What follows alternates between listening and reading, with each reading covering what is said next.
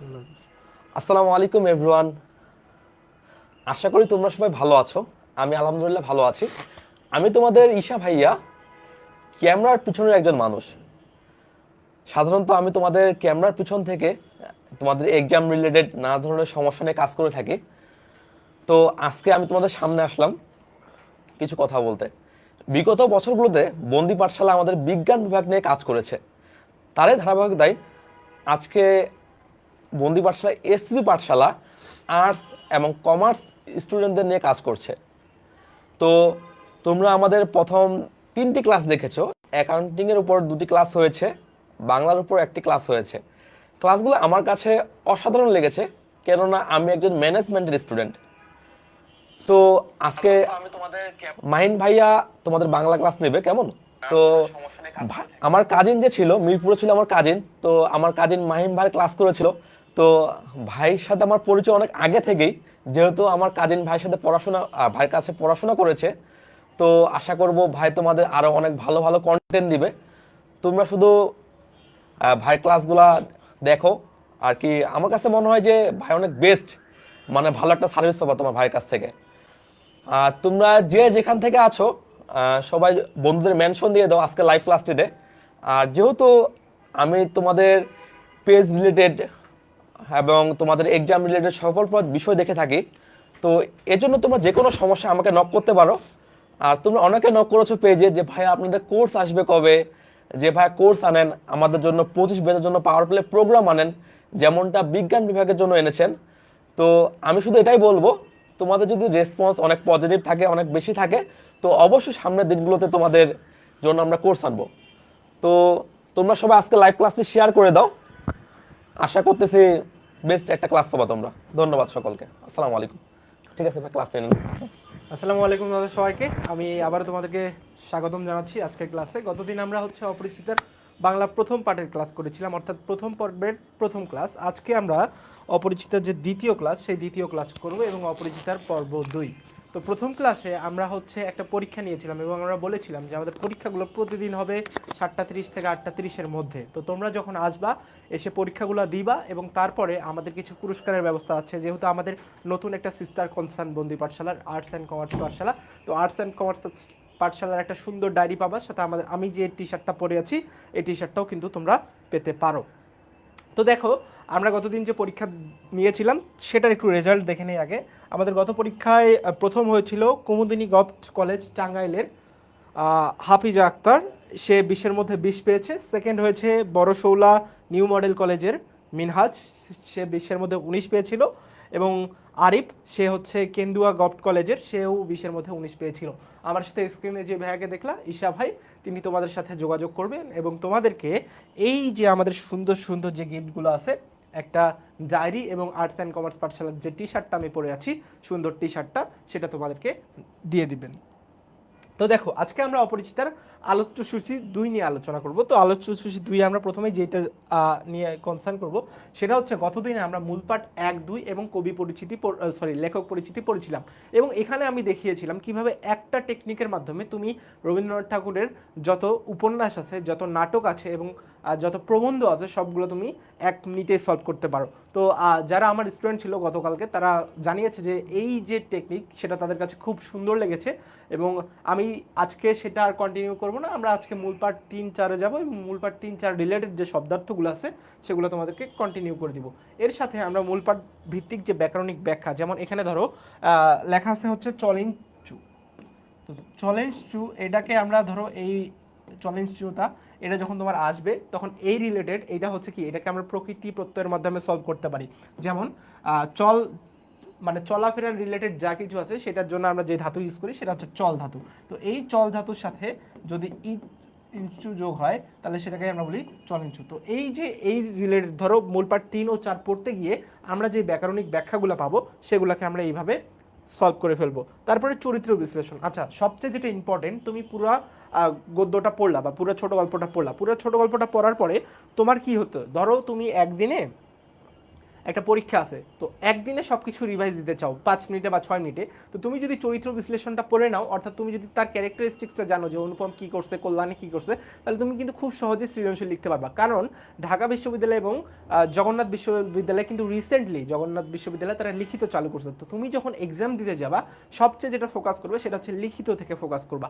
এবং এই যে যদি তুমি হচ্ছে চরিত্র বিশ্লেষণটা পড়ে যাও তাহলে কি হবে, সেই লিখিত অংশটাও ভালো করা যাবে। এরপরে আমরা হচ্ছে মূল ভাবটা নিয়ে আলোচনা করব, তারপরে আমাদের যে সৃজনশীল আছে আমরা সেই সৃজনশীল প্র্যাকটিস করব। প্রথমে বহু নির্বাচনী প্র্যাকটিস করব, এই আমরা যে 3-4 পড়েছি সেই 3-4-এর উপর, তারপরে সৃজনশীল প্র্যাকটিস হবে। তারপরে আমাদের বোর্ড ভিত্তিক যে বহু নির্বাচনীগুলো আছে, এরপরে আমাদের অ্যাডমিশনের লিখিত আছে, যেমন এই স্লাইডে আমি তোমাদেরকে একটা প্র্যাকটিস করাবো। 21-22 সেশনে ঢাকা বিশ্ববিদ্যালয়ের খ ইউনিটে একটা লিখিত আসছিল অপরিচিতা থেকে, সেইটাও আমি আজকে তোমাদের দেখাবো।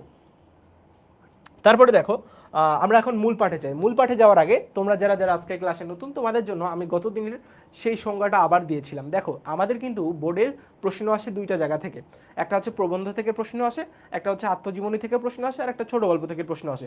তো এই যে গদ্য বা ক বিভাগে প্রশ্ন থাকবে 4টা থেকে আমাদেরকে যে কোনো 2টা মাস্ট আনসার করতেই হবে। তো আমরা অনেকে প্রবন্ধ দেখে ভয় পাই, বাট আমি যখন প্রবন্ধের ক্লাসগুলো করব দেখবা যে সেখানে কোনো ভয় নেই। তো এই যে প্রবন্ধ, সেই প্রবন্ধ থেকে তুমি যদি সৃজনশীল নাও দিতে চাও, তুমি শুধু গল্প দিয়েই সৃজনশীল দিতে পারো। এখন তুমি জিনিসটা বুঝবা কেমনে যে তোমার বইয়ে কোন কোন জিনিসটা গল্প বা কোন কোন অংশটা গল্প। আমরা ছোট গল্পের জনক হিসেবে চিনি কাকে? রবীন্দ্রনাথ ঠাকুরকে। রবীন্দ্রনাথ ঠাকুর তার বর্ষা যাপন নামে একটা কবিতা আছে, এবং এই বর্ষা যাপন কবিতায় তিনি কিছু পংক্তি বলেছিলেন যে ছোট প্রাণ ছোট ব্যথা ছোট ছোট দুঃখ কথা। অর্থাৎ আমরা যখন 1 আর 2 নাম্বার পাঠ পড়ছিলাম সেখান থেকে দেখতে পাই যে অপরিচিতার যে কল্যাণী এবং অনুপম তারা কিন্তু খুব ছোট ছোট একটা কাহিনী নিয়ে তাদের যে এই যে ভ্রাম্যমান ধারা বা গল্পটা সেটা কিন্তু সামনে দীর্ঘায়িত করছে। যে অনুপম একটা মাস্টার্স ক্লাস ছেলে, তার সে হচ্ছে বসেছিল, তারপরে কল্যাণী তার জীবন আসছে এবং দেখা দেখি যে প্রাথমিক পর্যায়টা সেটা কিন্তু সেরে ফেলেছে। এখান থেকে আমরা কি বলতে পারি, ছোট প্রাণ ছোট ব্যথা ছোট ছোট দুঃখ কথা। এই যে তারপর আমরা কি দেখতে পাই, পার্ট 2-এ দেখতে পাই যে অনুপম তার বাসায় গিয়েছিল, অর্থাৎ কল্যাণীর বাসায় গিয়েছিল, কোথায়? কানপুরে গিয়েছিল। এবং কানপুরে যাওয়ার পরে তাদের আসলে বিয়েটা হয়ে ওঠে নাই, কারণ তার যে মামা, সেই মামার যে অতি লোভ, সেই অতি লোভের কারণে কিন্তু তাদের আর বিয়েটা হয় না। এই যে তোমার ছোট ছোট দুঃখ কথা, এইগুলো কিন্তু একদম নিতান্ত সহজ সরল, এই কাহিনীগুলোই কিন্তু পরবর্তীতে আবার আবর্তিত হয়েছে। তাহলে রবীন্দ্রনাথের কথা মতো প্রথম অংশটা কি দেখলাম, ছোট প্রাণ ছোট ব্যথা ছোট ছোট দুঃখ কথা নিতান্ত সহজ সরল। তারপরে রবীন্দ্রনাথ বলেছেন সহস্র বিস্মৃতি রাশি প্রত্যহ যেতেছে বাসি। তোমরা যখন এই মূল পাঠ 3 ও 4 শেষ করবা তখন দেখবা অনুপম কিন্তু বলেছেন এই তো জায়গা পাইয়াছি, অর্থাৎ অনুপম তার মনে জায়গা না পেলেও কল্যাণীর কাছে একটা জায়গা পেয়েছে। তো এই জিনিসটাকেই আমরা কি বলছি, সহস্র বিস্মৃতি রাশি প্রত্যহ যেতেছে বাড়ি তারই 2-4টি অশ্রুজল, অর্থাৎ তারই 2-4টি কথা। তোমরা একদম প্রথম পার্ট, সেই প্রথম পার্টে দেখলা যে অনুপম একটা সাধারণ ছেলে, সে মাস্টার্স পাস করেছে সদ্য, এবং তারপরে আমরা দেখলাম যে তার একটা বিয়েতে গেল, কিন্তু পরবর্তীতে তার মামার যে অর্থলোভ, সেই অর্থলোভের কারণে কিন্তু বিয়েটা হইল না। এবং পরবর্তীতে এই যে আমাদের পার্ট 4, অর্থাৎ এখানে 4টা পার্ট আছে, মূল পার্ট 1, মূল পার্ট 2, মূল পার্ট 3, মূল পার্ট 4। তো মূল পার্ট 4-এ সে এসে বলেছে যে এই তো জায়গা পাইয়াছি। তো এই তো তোমার হচ্ছে সহস্র বিস্মৃতি রাশি প্রত্যহ যেতেছে পাচ্ছি তারই 2-4টি অশ্রুজল, অর্থাৎ প্রত্যেক যে কাহিনীগুলো হচ্ছে এই কাহিনীগুলোর খুব ছোট ছোট অংশ একটা তুলে ধরা হয়েছে। তারপরে বলছে রবীন্দ্রনাথ ঠাকুর এইভাবে, নাহি বর্ণনার ছটা নাহি ঘটনার ঘন ঘটা। তোমরা যখন লাল সালু পড়েছো দেখবা যে তাহের কাদেরের বাপ বা তাহের কাদের কিভাবে মসজিদের দিকে তাকিয়েছিল সেই ঘটনাটাও কিন্তু বর্ণনা করা ছিল। মসজিদ যে এইভাবে প্রার্থনা করতেছিল, আকাশের দিকে তাকিয়েছিল, সব কথাগুলোই কিন্তু সেখানে বলা আছে। কিন্তু অপরিচিতাতে তুমি কি দেখেছো যে অনুপম কিভাবে ছোট থেকে আস্তে আস্তে আস্তে আস্তে বড় হয়েছে, তারপরে কিভাবে সে বিএ পাস করেছে, এসএসসি কিভাবে দিয়েছে, এইচএসসি কিভাবে দিয়েছে, এমএ পাস কিভাবে করেছে, বিএ পাস কিভাবে করেছে, এই বর্ণনাগুলো কিন্তু নাই। এবং ঘন ঘটা, অর্থাৎ একটা জিনিসের পর কিন্তু আরেকটা জিনিসের পুনরাবৃত্তি, সেই পুনরাবৃত্তিও কিন্তু এখানে হচ্ছে না। তারপরে বলেছে যে নাহি তত্ত্ব নাহি উপদেশ। আমরা যখন প্রবন্ধগুলো পড়ি, প্রবন্ধের সাথে কি একটা চিন্তার সাথে কথার বা যুক্তির একটা মিল থাকে, এবং এই মিলে সেখানে কিন্তু একটা উপদেশ পাই। যেমন আমার পথ দেখলেই তোমরা বুঝতে পারবা আমার পথে কি একটা উপদেশ আছে, মানব কল্যাণে একটা উপদেশ আছে। তো এইখান থেকে আমরা বুঝতে পারতেছি যে মানব কল্যাণ এবং আমার পথ এই দুইটা আমাদের ছোট গল্পের অংশ না। তারপরে বলছে নাহি তত্ত্ব নাহি উপদেশ। তত্ত্ব বলতে কি, এখানে কি বলছে যে তোমার হচ্ছে এই যে অপরিচিতা, সেটাতে হচ্ছে জি এর মান 6.673 ইন্টু 10 ইনভার্স 11, এগুলো কি বলছে? আচ্ছা আমি তোমাদের কমেন্টগুলো একটু দেখে নিই। আচ্ছা, তো হচ্ছে 6.673 এরকম কোনো কিছু বলা আছে না, এরকম কোনো কিছুই বলা নাই। তো এই জিনিসগুলাই আমাদের হচ্ছে এখানে আমরা আলোচনা করছি যে এই জিনিসগুলো আসলে এখানে দেখা যাচ্ছে না। তো এর মাধ্যমেই আমরা কি বলছি যে সাঙ্গ করি মনে হবে, অন্তরে অতৃপ্ত রবে। ধরো তুমি যখন জানলা যে এই তো জায়গা পাইয়াছি, তারপরে কি হয়েছে, তারপরে কি অনুপমের সাথে ওর কি বিয়ে হয়ে গেছে, এই অন্তরে একটা অতৃপ্তি, সেই অতৃপ্তি কিন্তু আমাদের মেটে না। তো রবীন্দ্রনাথ ঠাকুর এভাবেই শেষ করেছেন, অন্তরে অতৃপ্ত রবে সাঙ্গ করি মনে হবে, শেষ হয়েও হইল না শেষ। তো এই যে পুরো আমি যে কবিতাটা বললাম, কবিতার সাথে আমরা কার কার মিল পাই বলো তো তোমাদের পাঠে? অপরিচিতার মিল পাই, বিলাসীর মিল পাই, মাসি পিসির মিল পাই। দেখো বিলাসীতেও কি হয়েছে, বিলাসীতেও তোমার হচ্ছে আহ্লাদি আর মৃত্যুঞ্জয়, বিলাসী আর মৃত্যুঞ্জয় তারা কি করছে, তারা একে অপরের যে মানব প্রেম, সে মানব প্রেমের কারণে তাদের শেষ পর্যন্ত কিন্তু মৃত্যুঞ্জয় যখন মারা যায় তখন বিলাসীও কিন্তু সেইভাবেই মারা যায়। মাসি পিসিতে কি হয়েছে, আহ্লাদি আর তোমার মাসি পিসির যে কানেকশন, এই মাসি পিসি আহ্লাদিকে যেভাবে আগলে রেখেছে, আহ্লাদি আর শ্বশুর বাড়ির প্রতি যে অনীহা, সেই জিনিসটা কিন্তু আমরা মাসি পিসিতে দেখেছি। রেইনকোটে আমরা দেখতে পাই নুরুল হুদা এবং তার যে শালা মিন্টু, সেই মিন্টুর মধ্যকার যে কথা কল্পকাহিনী, সেটাও কিন্তু আমরা দেখতে পাই। তার মানে আমরা এই যে রবীন্দ্রনাথ ঠাকুরের যে বর্ষাযাপন কবিতার ছোট একটা লাইন, সেখান থেকে আমরা কয়টাকে আমরা আমাদের এই যে এখানে ছোট গল্পকে আইডেন্টিফাই করতে পারলাম? আমরা আইডেন্টিফাই করতে পারলাম আমাদের হচ্ছে অপরিচিতাকে, বিলাসীকে, মাসি পিসিকে এবং কাকে, এবং হচ্ছে আমাদের আরেকটা আছে রেইনকোট। তো আমরা যদি এই চারটারই সৃজনশীল পড়ে যাই, দেখা যাবে তুমি এখান থেকেই আনসার করে আসতে পারছো, এখান থেকে তুমি 2 থেকে 3টার আনসার দিয়ে আসতে পারছো। কিন্তু তোমার এমসিকিউ এর খাতিরে তোমাকে আসলে সবগুলাই পড়তে হচ্ছে। ঠিক আছে, তো আমি কমেন্টে দেখতে পাচ্ছি অনেকেই আমাকে সালাম জানিয়েছো, অনেকেই আমাকে বিভিন্ন ধরনের অভিবাদন দিয়েছো, বিভিন্ন ধরনের কথা বলে সম্বোধন করেছো, তোমাদের সকলকেই ধন্যবাদ। তো আমরা আসলে জানলাম যে আমাদের অপরিচিত একটা ছোট গল্প, এবং এই অপরিচিতা থেকে আমাদের এখানে একটা প্রশ্ন আসবেই, কারণ বিভিন্ন জায়গায় প্রশ্ন এসেছে। ঢাকা বিশ্ববিদ্যালয়ে 21-22 সেশনে লিখিত একটা প্রশ্ন আসে, এবং লিখিত প্রশ্নে তোমরা জানো হয়তো ঢাকা বিশ্ববিদ্যালয়ে আলাদা আলাদাভাবে পাস করতে হয়। তুমি শুধু এমসিকিউ পাস করলে হবে না, তোমাকে লিখিততেও পাস করতে হবে। কাজে আমাদের বোঝা যাচ্ছে যে এই যে ছোট গল্প, এগুলো কতটা ইম্পর্টেন্ট আমাদের জন্য। তো চলো আমরা আসলে শুরু করে দেই। দেখো বলছে, বাড়ির সকলে তো রাগিয়া আগুন, কন্যার পিতার এত গুমর, গুমর বলতে বোঝাচ্ছে এত অহংকার, কলি যে চারপোয়া হয়ে আসিল, অর্থাৎ কলি শেষ হয়ে আসলো। কলি বলতে কি, চলো তোমাদেরকে আমি একটু ধর্ম শিখাই, হিন্দু ধর্ম। তো কলি বলতে কি বোঝায়? হিন্দু ধর্মে 4টা যুগ আছে, সত্যযুগ, ত্রেতা যুগ, দাপর যুগ এবং কলিযুগ। অর্থাৎ কলিযুগ মানে, কলি বলতে এখানে এই যে কলিযুগ, কলিযুগের পরেই কিন্তু পৃথিবী আসলে ধ্বংস হয়ে যাবে। অর্থাৎ এখানে বলছে কলি যে চারপোয়া হয়ে আসিল, অর্থাৎ কলি যে ধ্বংস হয়ে গেল। সকলে বলিল দেখি মেয়ের বিয়ে দেন কেমন করিয়া। তখন তৎকালীন সময়ে যে জিনিসটা হইতো, তৎকালীন সময়ে যদি কোনো মেয়ের বিয়েতে শুভ লগ্ন, যেটা লগ্ন যদি পেরিয়ে যেত, তাহলে কিন্তু মেয়ের বিয়ে হওয়া কঠিন ছিল। তো এই যে তাদেরকে অপমান করে, আমরা প্রথম 1-2 পাঠে দেখেছি যে তাদেরকে অপমান করে তাড়িয়ে দিয়েছে। তো এই যে যখন অপমান করে তাড়িয়ে দিয়েছে, তখন কিন্তু তারা বললো যে মেয়ের বিবাহ দেন কেমন করিয়া। কিন্তু মেয়ের বিয়ে হইবে না এ ভয় যার মনে নাই, তার শাস্তির উপায় কি? দেখো আমরা প্রথম 1-2 পাঠে পড়েছিলাম কি, তার ধনে মানে তিনি নগণ্য দেখে তিনি কি পশ্চিমে গিয়ে বাস করছেন। অর্থাৎ এখানে পশ্চিম কাকে বলছে? এখানে পশ্চিম কানপুরকে নির্দেশ করছে। আমি কিন্তু আমার পরীক্ষায় দিয়েছিলাম। তো এই যে কানপুরে গিয়ে বসবাস করছে, সেটা তার যদি তার মেয়ের বিবাহ নিয়ে এতই চিন্তা থাকতো, সে কিন্তু আগেই বিয়ে দিয়ে দিত, তার বয়স কিন্তু 15 পর্যন্ত অপেক্ষা করতে হইতো না। এই কথাটাই বলছে যে সে যেহেতু 15 পর্যন্ত অপেক্ষা করতে পারছে, সেহেতু মেয়ের বিয়ে নিয়ে তার মনে আর কোনো শঙ্কা নাই। কিন্তু মেয়ের বিয়ে হইবে না এ ভয় যার মনে নাই, তার শাস্তির উপায়। অর্থাৎ ওর মেয়ের তো বিয়ে আগেই হচ্ছিল না, পরে যে অনুপম বিয়ে করতে এসে পরে যে ভেঙে গেছে, সেইখানে তখন তার বয়স কত ছিল? 15 বছর। তো আগেকার সময়ে বিয়েতে বয়স কত থাকতো? 8 থেকে 10 বছর। তো ওর তো আগেই বিয়ের বয়স এক্সপায়ার হয়ে গেছে, এই জিনিসটা তো শম্ভুনাথ সেন জানে।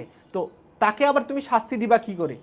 এইটাই এখানে বলা হয়েছে, মস্ত বাংলাদেশের মধ্যে আমি একমাত্র পুরুষ, যাহাকে কন্যার বাপ বিবাহের আসর হইতে নিজে ফিরিয়ে দিয়েছেন। অর্থাৎ এখানে বলছে যে সমস্ত যে বাংলাদেশের মধ্যে আমি একমাত্র পুরুষ, যাকে কন্যার বাপ অর্থাৎ কন্যার পিতা নিজেই তুলে দিয়েছেন। এই তো দেখো এখানে একটা আমরা দিয়েছি, হাইলাইট করে দিচ্ছে বাংলাদেশ। এখন দেখো তোমাদেরকে যদি বলে তোমার বাংলাদেশ, এইটার সমাস কি হবে ভাইয়া, তাহলে বাংলাদেশকে আমরা সমাস করতে পারি এইভাবে। বাংলাদেশকে যদি সমাস করি তাহলে এইটা হবে বাংলার দেশ, বাংলার দেশ। আচ্ছা, দেখো এই যে বাংলার দেশ, আমরা কি পড়েছিলাম, এখানে কোন দেশকে প্রাধান্য পাচ্ছে, পরপদ প্রাধান্য পাচ্ছে। তাহলে যেই সমস্ত সমাসে পরপদ প্রাধান্য পায় সেটাকে আমরা কি বলি, সেটাকে আমরা তিনটা সমাস হিসেবে চিনি। পরপদ প্রাধান্য পায় দ্বিগুতে, কর্মধারে, তৎপুরুষে। আমরা বলেছিলাম যে সমস্ত সমাসে সংখ্যা প্রাধান্য পাবে সেগুলোকে আমরা দ্বিগু সমাস বলবো। তার মানে এই যে বাংলার দেশ, এখানে দেশ এটা কি কোনো সংখ্যা বোঝাচ্ছে বা বাংলা কোনো সংখ্যা বোঝাচ্ছে? বোঝাচ্ছে না। তাহলে এটা কোন সমাস হবে না? দ্বিগু সমাস হবে না। বাকি থাকলো কত? বাকি থাকলো দুই। একটা থাকলো কর্মধারয় এবং একটা থাকলো তৎপুরুষ। তাহলে এই যে বাংলার দেশ, দেখো এখানে একটা আমরা বিভক্তি দেখতে পাচ্ছি। আমি যদি অন্য কালার দিয়ে একটু হাইলাইট করে তোমাদেরকে দেখাই, ধরো হলুদ দিয়ে হাইলাইট করলাম, এই যে র, র এটা কোন বিভক্তি ভাইয়া? র হচ্ছে ষষ্ঠী বিভক্তি। র কোন বিভক্তি? র এর ষষ্ঠী বিভক্তি। তাহলে ষষ্ঠী বিভক্তি কি? র এর। এই যে ষষ্ঠী বিভক্তি র এর, এই জিনিসটা কি? এই জিনিসটাই হচ্ছে আমাদের কোথায় ব্যবহার হয়? কারকে ব্যবহার হয়। তাহলে এখানে বাংলার দেশ থেকে হয়ে গেছে কি? বাংলাদেশ। তাহলে যে সমস্ত সমাসে কারক লোপ পায় সেগুলোকে কোন সমাস বলে? আমি বলেছিলাম প্রথম ক্লাসে, সেগুলোকে বলে তৎপুরুষ সমাস। তাহলে বাংলাদেশ এটা কি হবে? এটা হবে ভাইয়া ষষ্ঠী তৎপুরুষ সমাস। আশা করছি বা কারণ এই অংশটা ষষ্ঠী তৎপুরুষ সমাস কিভাবে হইলো, তাহলে এটা তোমরা ক্লিয়ার। এত বড় সৎপাত্রের কপালে এত বড় কলঙ্কের দাগ, কোন নষ্ট গ্রহ এত আলো জ্বালাইয়া বাজনা বাজাইয়া সমারোহ করিয়া আঁকিয়া দিল।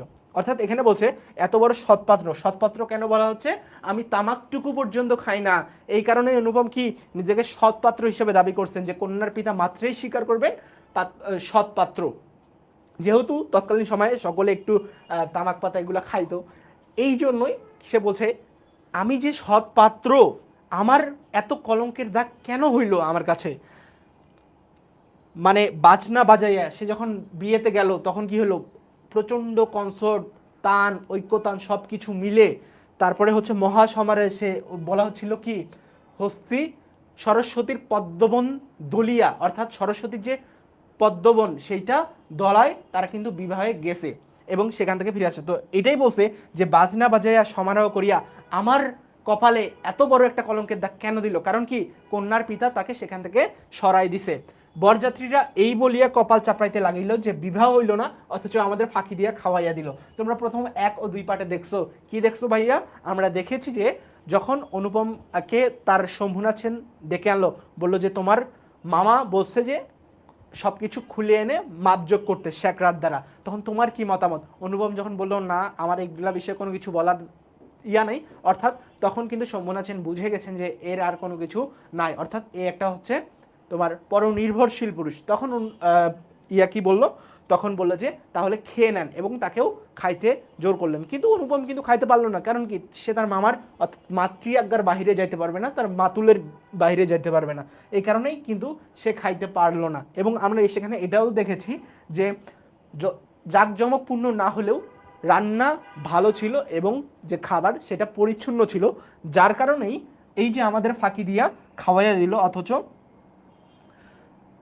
পাকযন্ত্রটাকে সমস্ত অন্ন শুদ্ধ সেখানে টান মারিয়ে ফেলিয়ে দিয়ে আসতে পারলে তবে আফসোস মিটিত। এখানে এই যে পাকযন্ত্র বলতে কি বলছে? পাকযন্ত্র বলতে আমরা বোঝাই যে আমাদের যে পাকস্থলী আছে সেই পাকস্থলীটাকে অন্ন শুদ্ধ অর্থাৎ খাবার সহ আমরা যদি সেখানেই ফেলে আসতে পারতাম, তাহলে মনে হয় আমাদের যে আফসোসটা, অর্থাৎ আমাদের যে বিয়ে হয় নাই কিন্তু ফাঁকি দিয়ে খাওয়াইয়া দিল, সেই আফসোসটা কিন্তু আমাদের মিটিত। চলো আমরা পরের স্লাইডে দেখি। বিবাহের চুক্তি ভঙ্গ ও মানহানির দাবিতে নালিশ করিব বলিয়া মামা অত্যন্ত গোল করে বেড়াতে লাগলেন। অনুপমের মামা সে নিজেকে অনেক চালাক ভাবতো। অনুপম এটা বারবার বলছে যে অত্যন্ত গর্বের সামগ্রী আমাদের কাছে, যে অত্যন্ত চালাক হয় মামা আমাদের সংসারের বা পরিবারের একটা গর্বের সামগ্রী। কিন্তু এই যে তার তার হচ্ছে ভাগিনা, তার ভাগিনাকে যে অপমান করলো, এই অপমানটা সে আর মেনে নিতে পারলো না।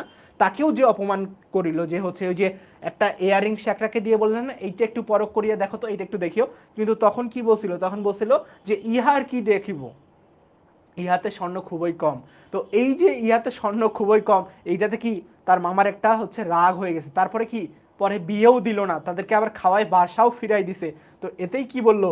যে মানহানির দাবিতে নালিশ করিয়া লাগিলেন। হিতৈষীরা, হিতৈষী বলতে এখানে কি বলে বুঝাই? হিতৈষীরা বলতে যারা শুভাকাঙ্ক্ষী, তারা হিতৈষীরা বুঝিয়া দিল তা হইলে তামাশার যেটুকু বাকি আছে তাহাও পুরাই হবে।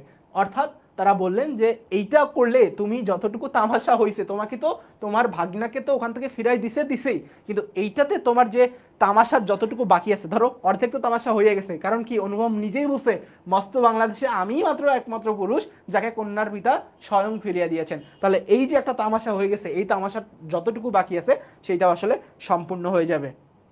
দেখো, কোন গতিকে শম্ভুনাথ বিষম জব্দ হইয়া আমাদের পায়ে ধরিয়া আসিয়া পড়েন। বলা বাহুল্য আমি খুব রাগিয়াছিলাম।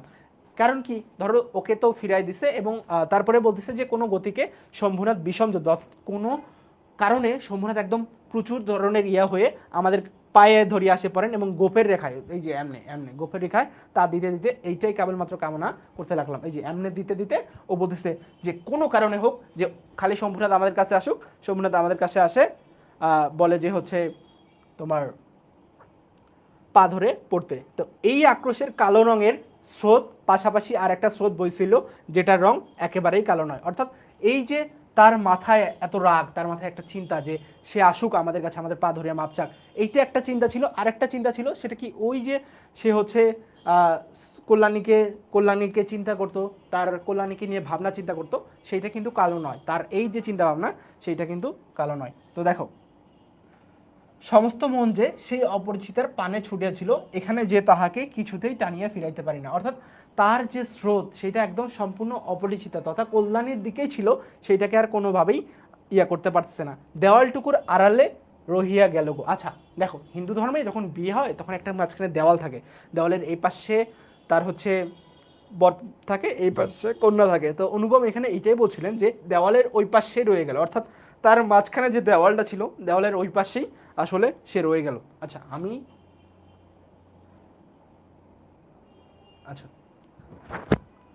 দেখো, গায়ে তার লাল শাড়ি, অর্থাৎ যখন কেউ বিবাহের বেশে থাকেন তখন তার গায়ে লাল শাড়ি থাকে, মুখে তার লজ্জার রক্তিমা।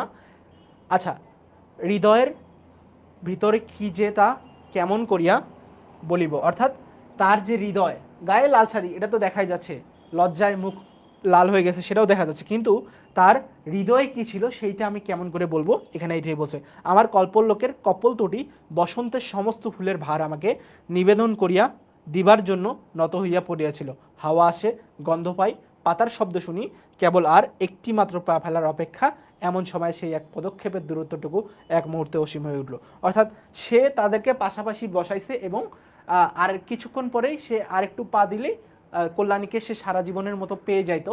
কিন্তু এই পাওয়ার সময় তাকে ডেকে নিয়ে গেলেন এবং ডেকে নিয়ে কি বলা হইলো যে তোমার মামা স্বর্ণগুলো দেখতে চাচ্ছে, তোমার কি মতামত? তখন অনুপম কি বলে যে আমার এই বিষয়ে কোনো মতামত নাই।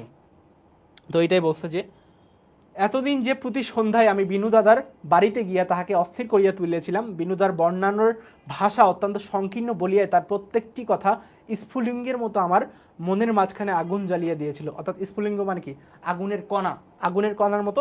ওই যে বলছিল যে তোমার ভাগ্যে প্রজাপতির সাথে পঞ্চস্বরের কোনো বিরোধ নেই, এবং কি বলছিল যে তোমার হচ্ছে একদম চলনসই। কে বলে? এটা হচ্ছে বিনু দাদা বলে। বিনু দাদা কে? অনুপমের পিস্তুত ভাই, অনুপমের পিস্তুত ভাই। তো সে কি বলছিল যে মন্দ নহে খাঁটি সোনা বটে।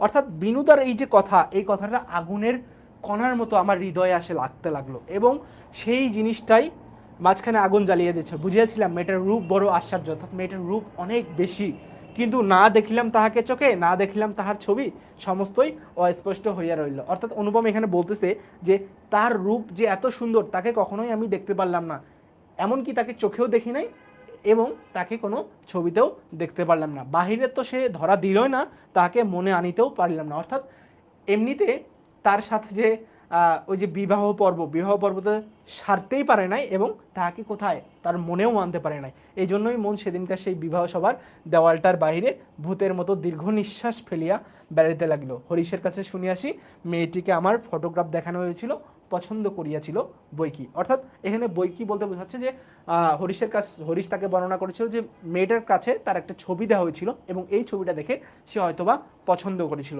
দেখো আমরা পরের স্লাইডে চলে যাই। না করিবার তো কোনো কারণ নাই, আমার মন বলে সে ছবিটার কোনো একটা বাক্সের মধ্যে লুকানো আছে।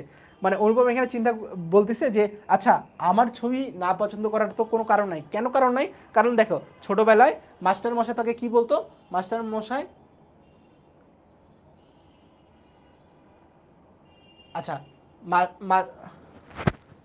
মাস্টার মশাই কি বলছে? মাস্টার মশাই বলছে যে তাকে কিসের সাথে তুলনা করছে? শিমুল ফুল এবং মাকাল ফল। তাহলে শিমুল ফুল কোনটা? শিমুল ফুল দেখতে সুন্দর কিন্তু এটার কোনো গন্ধ নাই। মাকাল ফল কেমন? মাকাল ফল তোমার হচ্ছে দেখতে সুন্দর কিন্তু ভিতর কি আঁশ, খাওয়ার অনুপযুক্ত। এই যে ভিতরে আঁশ খাওয়ার অনুপযুক্ত, তো সে তো জানেই ছোটবেলা থেকে তার চেহারা সুন্দর কিন্তু সে গুণহীন।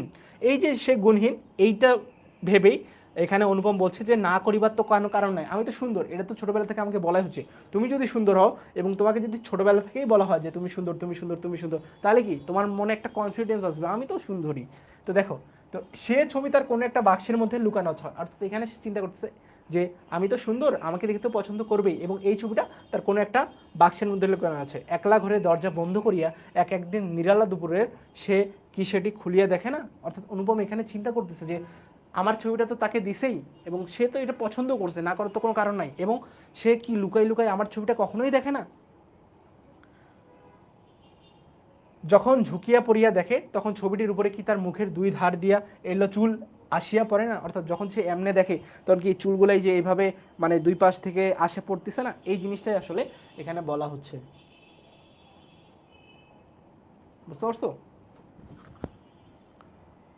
হঠাৎ বাহিরে কারো পায়ের শব্দ পাইলে সে কি তাড়াতাড়ি তার সুগন্ধ আঁচলের মধ্যে ছবিটাকে লুকাইয়া ফেলে না। আচ্ছা দেখো, কোনো কিছু আমরা করলে ধরো এই যে ধরো কেউ আসতেছে এমনি বিজনে, মানে তার আঁচলের নিচে সে কি এমনি ছবিটা লুকায় রাখে না, এই কথাটা কিন্তু এখানে বলা হচ্ছে। ধরো কোনো কিছু আমরা ধরো তুমি কোনো কিছু আসতেছো, তোমার মা হচ্ছে বসে আছে রুমে, সে টিভি দেখতেছে, তুমি এটা কল্পনা করতে পারছো, কিন্তু হঠাৎ করে তুমি পড়া বাদ দিয়ে তুমি মোবাইলটা নিয়ে নিছো। এখন তোমার মা যখনই আসে তখন তুমি মোবাইলটা কি একদম বইয়ের নিচে রাখতে পারো না। তো সে এখন এইভাবে কল্পনা করতেছে যে যখন বাইরে কারো শব্দ পায় সে কি তার সুগন্ধ আচল, অর্থাৎ তার যে গায়ের সুগন্ধি, সেই সুগন্ধিটাকে সে অনুভব করতে পারছে, এবং অনুভব করে বলতেছে সে সুগন্ধি আঁচলের নিচে সে চিঠিটা বা ছবিটাকে রাখে না, আমরা যেমনি রাখি আর কি।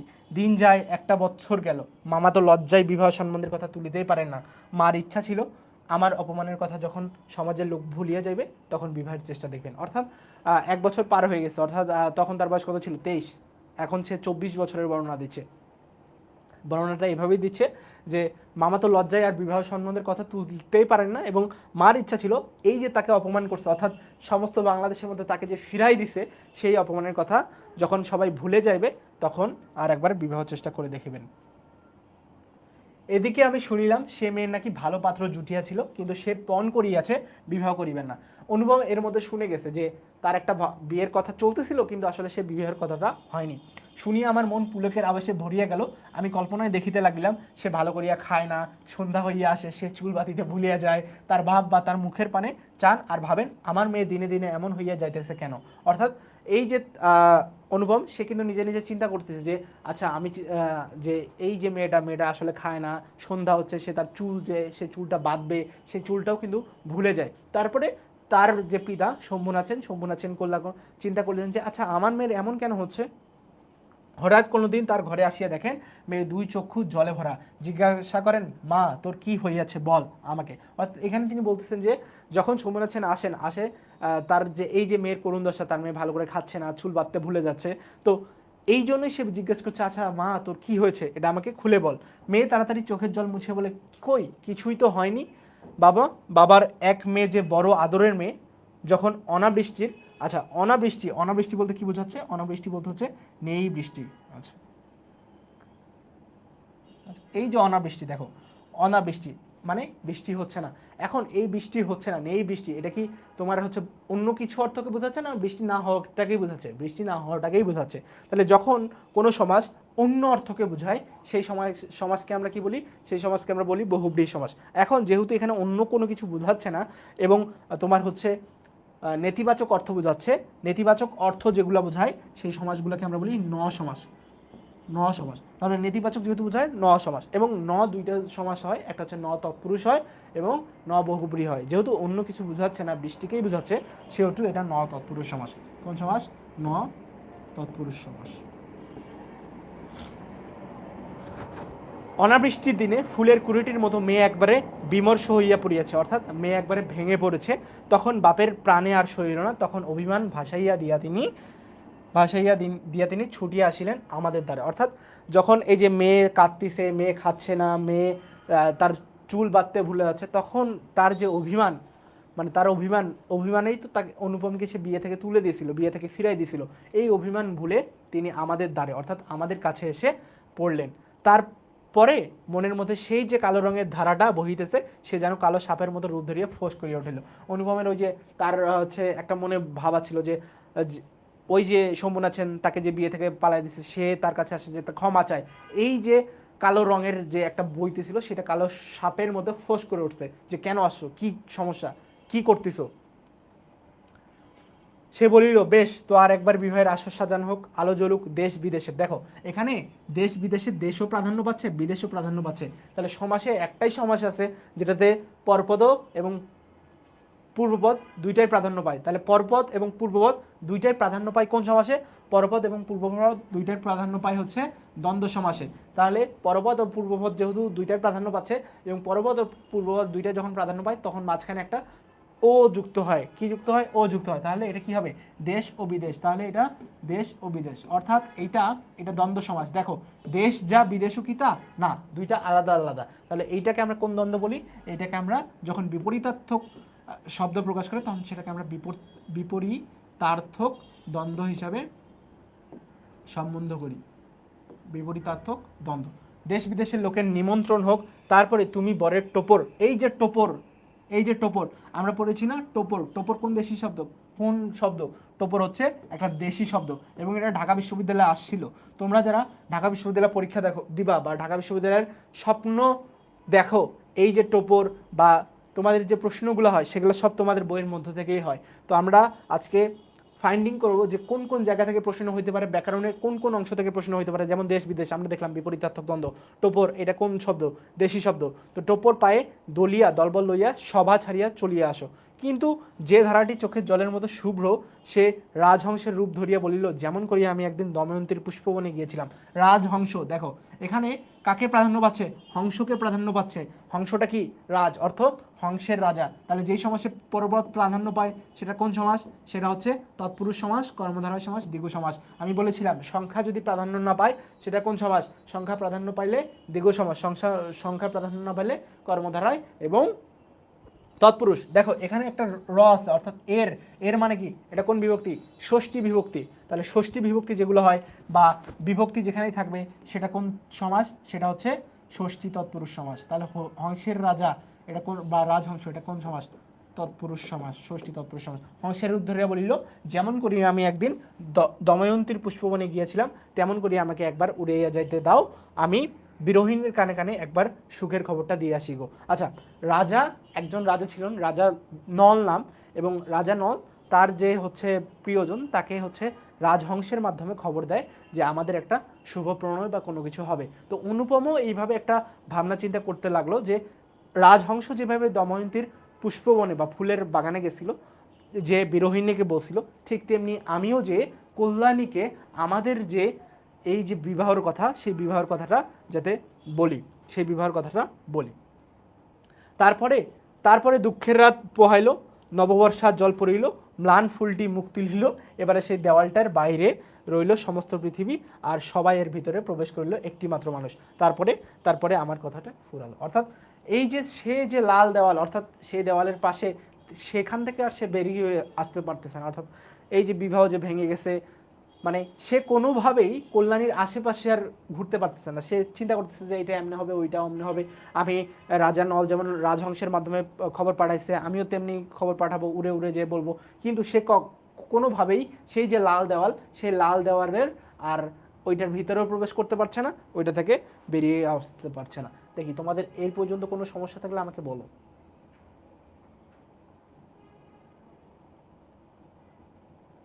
আচ্ছা, একজন বলছে যে কালকে কি সম্পূর্ণ গল্পের উপর এক্সাম হবে, নাকি আজকে যতটুকু পড়ানো হয়েছে ততটুকুর এক্সাম হবে?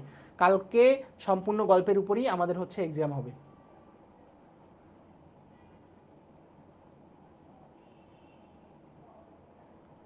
আচ্ছা,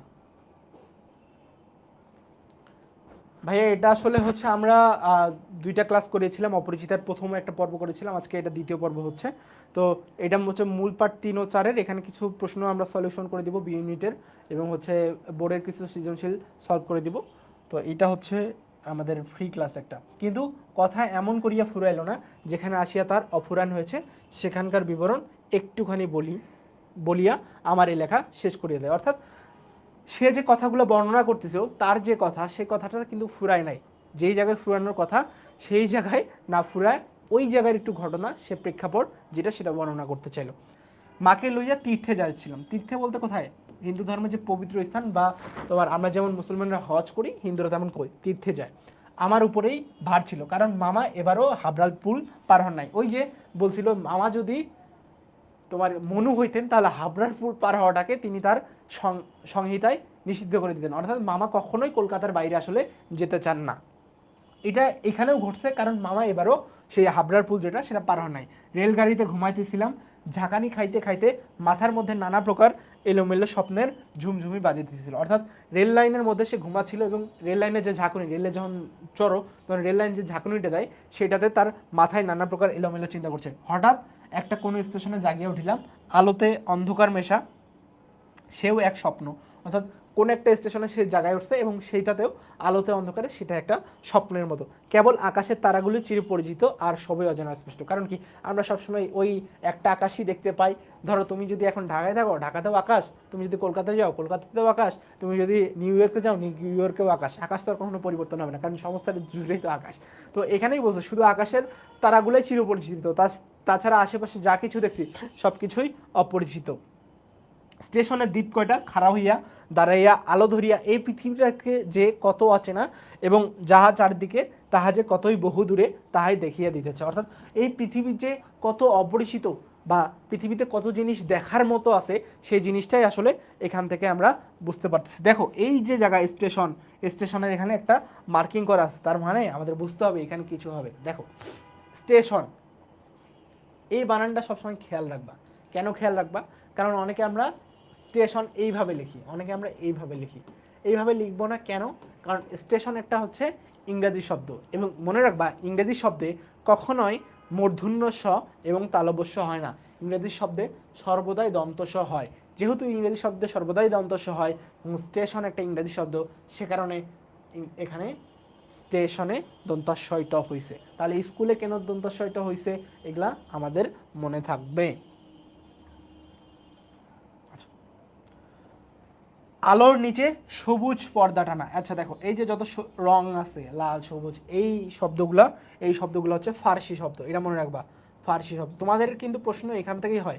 ঢাকা বিশ্ববিদ্যালয়, রাজশাহী বিশ্ববিদ্যালয়, যেখানে প্রশ্ন দাও, পরীক্ষা দাও, প্রশ্ন তোমাদের এখান থেকেই হবে। তাহা যে কত বহুদূরে, তাহাই দেখিয়া দিতেছে। গাড়ির মধ্যে মা ঘুমাইতেছেন, আলোর তারা যেন স্বপ্ন লোকের ওলট পালট আসবার, এবং সবুজ প্রদেশ, প্রদেশ মানে কি? প্রদেশ মানে হচ্ছে সন্ধ্যা।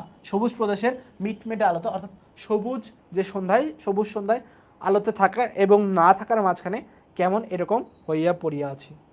এমন সময় সেই অদ্ভুত পৃথিবীর অদ্ভুত রাত্রে, অর্থাৎ পৃথিবী তো অচেনা, এই অচেনা পৃথিবীর অচেনা রাত্রে কে বলিয়া উঠেছিলেন, শিগগির চলে আয়, এই গাড়িতে জায়গা আছে। শিগগির চলে আয়, এই গাড়িতে জায়গা আছে। মনে হইলো যেন গান শুনিলাম। এই যে এই জিনিসটা মনে রাখবা, এখান থেকে কত যে প্রশ্ন আসে, সেটা কিসের ধ্বনি, কোন একটা ধোঁয়া, কোন একটা গান, এটা মনে রাখবা। বাঙালি মেয়ের গলায় বাংলা কথা যে কি সুন্দর, তাহা এমন করিয়া অসময়ে অজাগায় আচমকা শুনিলে তবে সম্পূর্ণ বুঝিতে পারা যায়। অর্থাৎ তিনি কথাটাকে এমনভাবে মহিমান্বিত করতেছেন, বা এমনভাবে বিশেষায়িত করতেছেন, যে বাংলা মেয়ের কথা কত সুন্দর।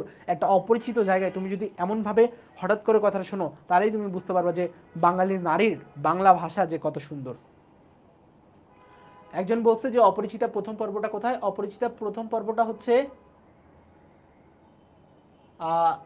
আমাদের হচ্ছে ওই যে আর্টস অ্যান্ড কমার্স পাঠশালার ফেসবুক পেজে আছে, তুমি ওখান থেকেও দেখতে পারো। আবার আমাদের আর্টস অ্যান্ড কমার্স পাঠশালার যে হচ্ছে গ্রুপ, সেই গ্রুপেও আমাদের এটা আছে। এবং আর সবচেয়ে বড় কথা, আর্টস এবং কমার্স পাঠশালার এই যে দেখো, তোমাদের এখানে একটা পিন পোস্ট আসছে, যে নিয়মিত আর্টস অ্যান্ড কমার্সের ক্লাসগুলো পেতে জয়েন হয়ে যাও আমাদের গ্রুপে। এই গ্রুপেই তুমি কিন্তু আমাদের প্রথম পর্বের যে ক্লাস, সেইটাও পাবা। ইভেন আমাদের যে ইউটিউব চ্যানেল, সেই ইউটিউব চ্যানেলেও পাবা। দেখো,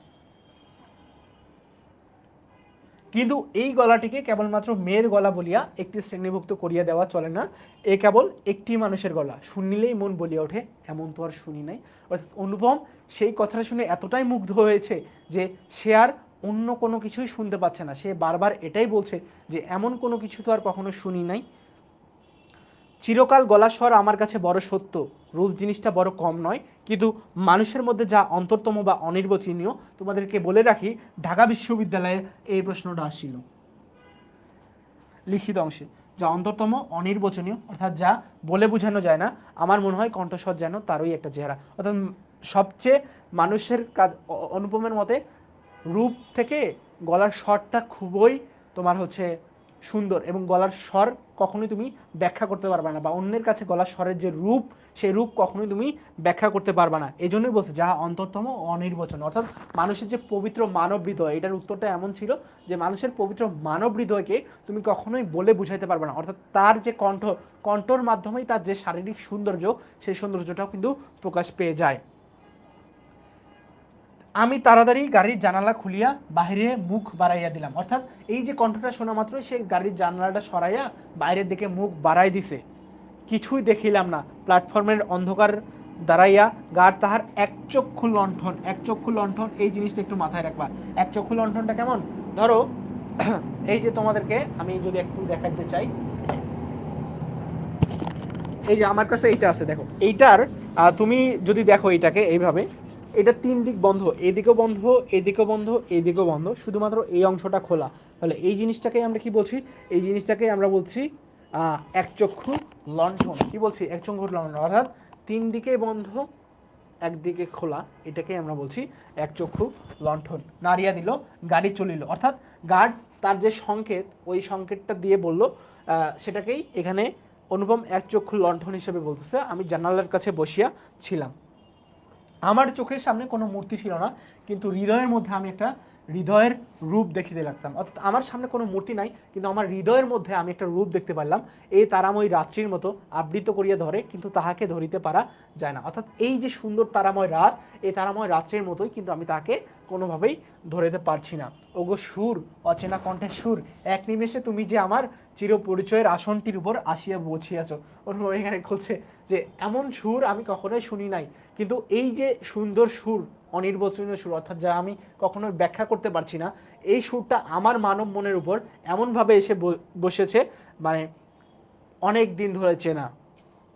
কি আশ্চর্য পরিপূর্ণ তুমি, চঞ্চল কালের মুগ্ধ ক্ষুব্ধ হৃদয়ের উপর ফুলটির ফুটিয়াছ, অথচ তার ঢেউ লাগিয়ে একটি পাপড়িও তলে নাই। অর্থাৎ সে এমনভাবে বর্ণনা করতেছে যে এই যে তার কমলতা, সেই কমলতায় কোনো মাত্র বিন্দুমাত্র ঘাটতি নাই, এবং তার যে একটা ফুল ফুটে, এবং আমরা যখন দেখবা, তুমি কোনো একটা ফুল নিয়ে দেখবা যে কোনো না কোনো পাশে একটা দাগ আছে, ছোট দাগ, তো সে এমনভাবে বলতেছে যে তুমি এমনভাবে ফুটছো, মানে তোমার কণ্ঠ এবং তোমার কণ্ঠ থেকেই যেহেতু সে রূপ নির্ণয় করে ফেলছে, তোমার কণ্ঠ এবং রূপ এত সুন্দর, তোমার এই কণ্ঠ এবং রূপের মধ্যে কোনো ধরনের ভেজাল নাই। এই লণ্ঠনের কাজ কি? আচ্ছা, লণ্ঠন দিয়ে আমরা সাধারণত কি করি, আগে তো হচ্ছে তোমার এত পরিমাণে আলো ছিল না, লণ্ঠন দিয়ে আগে সাধারণত তোমার দেখা হতো, এবং যখন কেউ লণ্ঠন দিয়ে এইভাবে সিগন্যাল দিত, এটা মূলত সিগন্যাল দেওয়ার কাজে ব্যবহার হইতো আগে। এবং আমরা হচ্ছে এটাকে কি বলে ব্যাখ্যা করা যায়, তুমি হচ্ছে ইয়া দেখছো, হারিকিন দেখছো, হারিকিন, আচ্ছা তোমার নামটা কি দেখি, লাবিবা তানজিম, হারিকিন দেখছো? তো হারিকিনে হচ্ছে তোমার কি চতুর্দিকে খোলা থাকে না, কিন্তু লণ্ঠনে ধরো দুই দিকে তিন দিকে বন্ধ থাকে, একদিকে খোলা থাকে। তো যখন এটা এমনি দেখায়, তখন সে বুঝে যায় যে সামনে হচ্ছে সামনের দিকে যাইতে হবে বা এমন কিছু। এবং এই লণ্ঠন দিয়ে আগে পথ চলাও হইতো, অর্থাৎ আগে ওই যে আমরা ক্লাস 10-এ একটা ইয়া পড়ছিলাম না, কবিতা রানার, তো রানাররা এটা নিয়েই আসলে দেখতো, টর্চ লাইটের কাজ হিসেবে ব্যবহার করতো, এখন যেটা আসলে করা হয়। গাড়ি লোহার মৃদঙ্গে তালে তাল দিতে দিতে চলিল, অর্থাৎ গাড়ি লোহার যে ইয়া, সেটাতে তাল দিতে দিতে চললো, এবং আমি মনের মধ্যে গান শুনিতে শুনিতে চললাম। অর্থাৎ সে তো মনের মধ্যে একটা ছবি এঁকে ফেলছে, সেই ছবির যে গান, সেই ছবির গানই সে চিন্তা ভাবনা করতেছে। তো তাহার একটি মাত্র ধ্রুব, অর্থাৎ তাহার একটি মাত্র সুর, গাড়িতে জায়গা আছে, আছে কি জায়গা আছে কি, মানে সে সেই কথাটাই তখন থেকে চিন্তা ভাবনা করতেছে যে গাড়িতে জায়গা আছে, আছে কি, জায়গা যে পাওয়া যায় না, কেউ যে কাকেও চেনে না, অথচ সেই না চেনাটুকু যে কুয়াশা মাত্র, এই যে কুয়াশা, কুয়াশা, এটা মনে রাখবা, কুয়াশা একটা তদ্ভব শব্দ, কুয়াশা একটা তদ্ভব শব্দ, এটাও কিন্তু পরীক্ষায় আসছিল। কুয়াশা কোন শব্দ? কুয়াশা কোন শব্দ বলো, আমার সাথে সাথে বলো, কুয়াশা কোন শব্দ? কুয়াশা একটা তদ্ভব শব্দ। তো এই যে কুয়াশা মাত্র, সে যে মায়া, সেটা ছিন্ন হইলেও চেনার অন্ত নাই। অর্থাৎ কুয়াশা যখন সূর্যের আলোর সাথে আস্তে আস্তে যখন সূর্যের আলো ওঠে, তখন সূর্যের আলোর সাথে সাথে যেমন কুয়াশা মিলা যায়, ঠিক তেমনি এখানেও সেই চেনাটুকু যে একটা কুয়াশা মাত্র, সেটা যে একটা মায়া, সেটা ছিন্ন হইলেই যে চেনার আর অন্ত নাই। অর্থাৎ যখন কুয়াশাটা কেটে যায়, তখন যে তাকে আর চিনতে পারবে না, এই কথাটাই বলছে। ওগো সুধাময় সুর, যে হৃদয়ের অপরূপ রূপ তুমি, সে কি আমার চিরকালে চেনা নয়? অর্থাৎ তুমি যে আমার হৃদয়ের রূপ, তুমি কি আমার চিরকালে চেনা নয়? এভাবেই বলছে। জায়গা আছে, আছে, শীঘ্র আসিতে ডাকিয়াছ, শীঘ্রই আসিয়াছে, এক নিমেষ আর দেরি করে না। অর্থাৎ সে তাড়াতাড়ি আসে এবং কোনো দেরি না করেই চলে এসেছে। কারণ অনুপম তো দেখার চেষ্টা করছিল, তোমার জানলাটা খুলে বাইরে দেখার চেষ্টা করছিল যে কেউ আছে কিনা। এই যে কেউ, যখন সে বাইরে দেখে কেউ নাই, তখনই বলছে যে যে নিমেষ মাত্র, অর্থাৎ পলক না ফেলতেই সে চলে গেছে। রাত্রে ভালো করিয়া ঘুম হইল না, প্রায় প্রতি স্টেশনে একবার করিয়া মুখ বাড়াইয়া দেখিলাম, ভয় হইতে লাগিল, যাকে দেখা হইল না সে পাছে রাত্রে নামিয়া যায়। অর্থাৎ সে চিন্তা করতেছে যে আমার তো ভয় হচ্ছে, আমার তো ভয় হচ্ছে। তো এই যে যখন ভয় হচ্ছে, সে কি পিছনের স্টেশনে নেমে গেছে কিনা, বা প্রত্যেকটা স্টেশনে যে দেখতেছি সে পিছনের স্টেশনে নামে গেছে কিনা। যদি পিছনের স্টেশনে নেমে যায়, তাহলে তো তার সাথে আর কখনোই দেখা হবে না, এইটাই সে চিন্তা ভাবনা করতেছে। পরের দিন সকালে একটা বড় স্টেশনে গাড়ি বদল করিতে হইবে, আমাদের ফার্স্ট ক্লাসের টিকিট। মনে আসা ছিল ভিড় হইবে না, নামিয়া দেখি প্ল্যাটফর্মে সাহেবদের আটদালি দল। আটদালি দল বলতে বোঝায় পিয়ন, আসবাবপত্র লইয়া গাড়ির জন্য অপেক্ষা করতে। অর্থাৎ আমরা যখন প্ল্যাটফর্মে নামি, প্ল্যাটফর্মে নেমেই সাহেবদের একটা আটদালি দল দেখি, এবং তারা কিসের জন্য অপেক্ষা করতেছে? গাড়ির জন্য অপেক্ষা করতেছে। কোনো এক ফৌজের বড় জেনারেল সাহেব, অর্থাৎ কোনো একটা বাহিনীর বড় জেনারেল সাহেব ভ্রমণে বাহির হয়েছেন, অর্থাৎ তিনি ভ্রমণ করতে বের হয়েছেন। 2-3 মিনিটে পরেই গাড়ি আসিল, 2-3 মিনিট পরেই গাড়ি আসলো, বুঝলাম ফার্স্ট ক্লাসের আশা ত্যাগ করতে হবে। এবং এই যে আরদালি দল, অর্থাৎ পিয়নরা যে তোমার আসবাবপত্র নিয়ে অপেক্ষা করতেছে, সেটা দেখে অনুপম ভেবে নিল, এই বুঝি ফার্স্ট ক্লাসের আশা আমাকে ত্যাগ করতে হবে। অর্থাৎ ফার্স্ট ক্লাস আমি পাবো না, কারণ কি, ওই যে যারা আরদালি দল, যেই পিয়নগুলা যারা ছিল, তারা যে আসবাবপত্র নিয়ে অপেক্ষা করতেছিল, তারাই পাবে। মাকে লইয়া কোন গাড়িতে উঠি, সে এক বিষম ভাবনায় পড়লাম। অর্থাৎ মাকে নিয়ে কোথায় উঠবো, সেই এক চিন্তায় পড়ে গেলাম। সব গাড়িতেই ভিড়, অর্থাৎ সবগুলোতেই ভিড়। দাঁড়ে দাঁড়ে উকি মারিয়া বেড়াতে লাগলাম, অর্থাৎ দরজায় দরজায় উকি মারে দেখতেছিলাম যে কোনটাতে আসলে ফাঁকা আছে। এমন সময় সেকেন্ড ক্লাসের গাড়ি হইতে একটি মেয়ে আমার মাকে লক্ষ্য করিয়া বলিলেন, আপনারা আমাদের গাড়িতে আসুন না, এখানে জায়গা আছে। আবার ওই যে জায়গা আছে, অর্থাৎ সেকেন্ড ক্লাস থেকে, ওদের তো ফার্স্ট ক্লাসের টিকিট, তো সেকেন্ড ক্লাস থেকে একজন বের হয়ে আসলো যে আপনারা তো এখানে আসেন, এখানে জায়গা আছে, এই কথাটাই এখানে বলতেছিল। আমি তো চমকিয়ে উঠিলাম, সেই আশ্চর্য মধুর কণ্ঠ এবং সেই গানেরই ধোয়া। জায়গা আছে, অর্থাৎ এখানে জায়গা আছে বলতে প্রথমেই তো বলছিল যে জায়গা আছে কিনা, এই কথাটাই অনুপম সে নিজের মনে একটা মূর্তি এঁকে নিয়েছিল, এবং সেই কথাটাই বারবার গানের মতো করে শুনতেছিল। আবার যখন শুনতে পেলো যে আপনারা আমাদের গাড়িতে আসুন না, এখানে জায়গা আছে, এই জায়গা আছে যখন কথাটা শুনতে পারলো, তারপরে অনুপম চমকে উঠলো, সেই যে গানের ধোয়া। তো দেখো, তারপর বলছে ক্ষণ মাত্র, ক্ষণ মাত্র বলতে, ক্ষণ মাত্র বলতে বোঝায় মানে নিমেষ মাত্র, অর্থাৎ কোনো সময় বিলম্ব না করে মাকে লইয়া গাড়িতে উঠিয়া পড়লাম, অর্থাৎ মাকে নিয়ে ওই গাড়িতে উঠে পড়লাম। জিনিসপত্র তুলিবার প্রায় সময় ছিল না, অর্থাৎ কোনো জিনিসে প্রায় তুলতে সময় ছিল না। আমার মতো অক্ষম দুনিয়ায় নাই, অর্থাৎ তার মতো কোনো আরদালি দল বলতে, আরদালি দল বলতে বোঝায় হচ্ছে তোমার পিয়ন, আরদালি দল বলতে বোঝায় পিয়ন। সেই মেয়েটি কুলিদের হাত হইতে তাড়াতাড়ি চলতি গাড়িতে আমাদের বিছানাপত্র টানে আনলো। অর্থাৎ ওই যে মেয়েটি, সে যে অক্ষম, সে যে পরনির্ভর, ছোটবেলা থেকে তো সে কোলে কোলে মানুষ, সে যে কোনো কাজ করবে, সে কোনো কাজ করার শক্তি তার মধ্যে নাই, সে এই যে অক্ষম ছেলে, এর বদলে কি কল্যাণী কুলিদের হাত থেকে তার জিনিসপত্রগুলা নিতে লাগলো। তারপরে কি লিখবো জানি না, আমার মনের মধ্যে, সরি, এই যে আমার একটা ফটোগ্রাফ তুলিবার ক্যামেরা স্টেশনেই পড়ে রইল। ওই যে কণ্ঠ শুনছে, সেই যে গানের ধোঁয়া শুনছে, জায়গা আছে, এই যে জায়গা আছে, এই কথাটা শোনার পরেই সে কোথায়, স্টেশনে একটা ফটোগ্রাফ তুলিবার যে ক্যামেরা ছিল, সেই ক্যামেরাটা স্টেশনেই রয়ে আসে। গ্রাহ্যই করিলাম না, তারপরেই কি লিখবো জানি না। আমার মনের মধ্যে একটা আনন্দের ছবি আছে, তাকে কোথায় শুরু করিব, কোথায় শেষ করিব, বসিয়া বসিয়া বাক্যের পর বাক্য যোজনা করতাম। আচ্ছা, বসে বসে চিন্তা করতেছি, বাক্যের পর বাক্য সাজাচ্ছি, যে এই যে প্রথমে শুনছি কথাটা, গানের একটা ধোঁয়া, যে জায়গা আছে, যখন জায়গা আছে এই কথাটা আবার শুনলাম সেকেন্ড ক্লাস থেকে আমার মাকে যখন বললো যে আপনারা আমাদের গাড়িতে আসুন না, জায়গা আছে, তখন তার মন পুলকিত হয়ে গেল এবং পুলকিত হয়ে সে চিন্তা ভাবনা করলো এবং স্টেশনে তার যে একটা ক্যামেরা ছিল, মূল্যবান জিনিসপত্র ছিল, সে সুরের কণ্ঠে এতটাই মহিমান্বিত বা মোহবান হয়ে গেছে, এতটাই নেশাগ্রস্ত হয়ে গেছে, তার যে ক্যামেরা, সেই ক্যামেরাটুকু সে ফেলে দিল। ক্যামেরাটুকু ফেলে সে আবার তোমার ওই যে সেকেন্ড ক্লাসে গেল। এখন সেকেন্ড ক্লাসে আসে, সে তো কোনো কিছু করতে পারে না, অক্ষম। এবং এই যে তার কুলিরা যে মালপাতিগুলো আনছিল, সেই মালপাতিগুলো কল্যাণীরা নিজেই বিছানাগুলো টেনে সেকেন্ড ক্লাসে তুলছে, অথচ সে অক্ষমের মতো দাঁড়িয়ে আছিল। এবং যখনই কথাটা শুনছে যে জায়গা আছে, তারপরেই সে অনেক কিছু ভাবছে, যেহেতু তার মনের মধ্যে একটা মূর্তি এঁকে ফেলছে এবং সে বাক্যের পর বাক্য সাজাচ্ছে যে এরপরে কোথায় গিয়ে শেষ করব আসলে। এবার সেই সুরটিকে চোখে দেখলাম, তখনও তাহাকে সুর বলিয়ে মনে হইল। আচ্ছা, যখন তাকে চোখে দেখলাম তখনও আসলে ওই যে এক অনুপম একটা কথা বলছিল না, যে গলার স্বর তার কাছে রূপের থেকেও অত্যাধিক বেশি।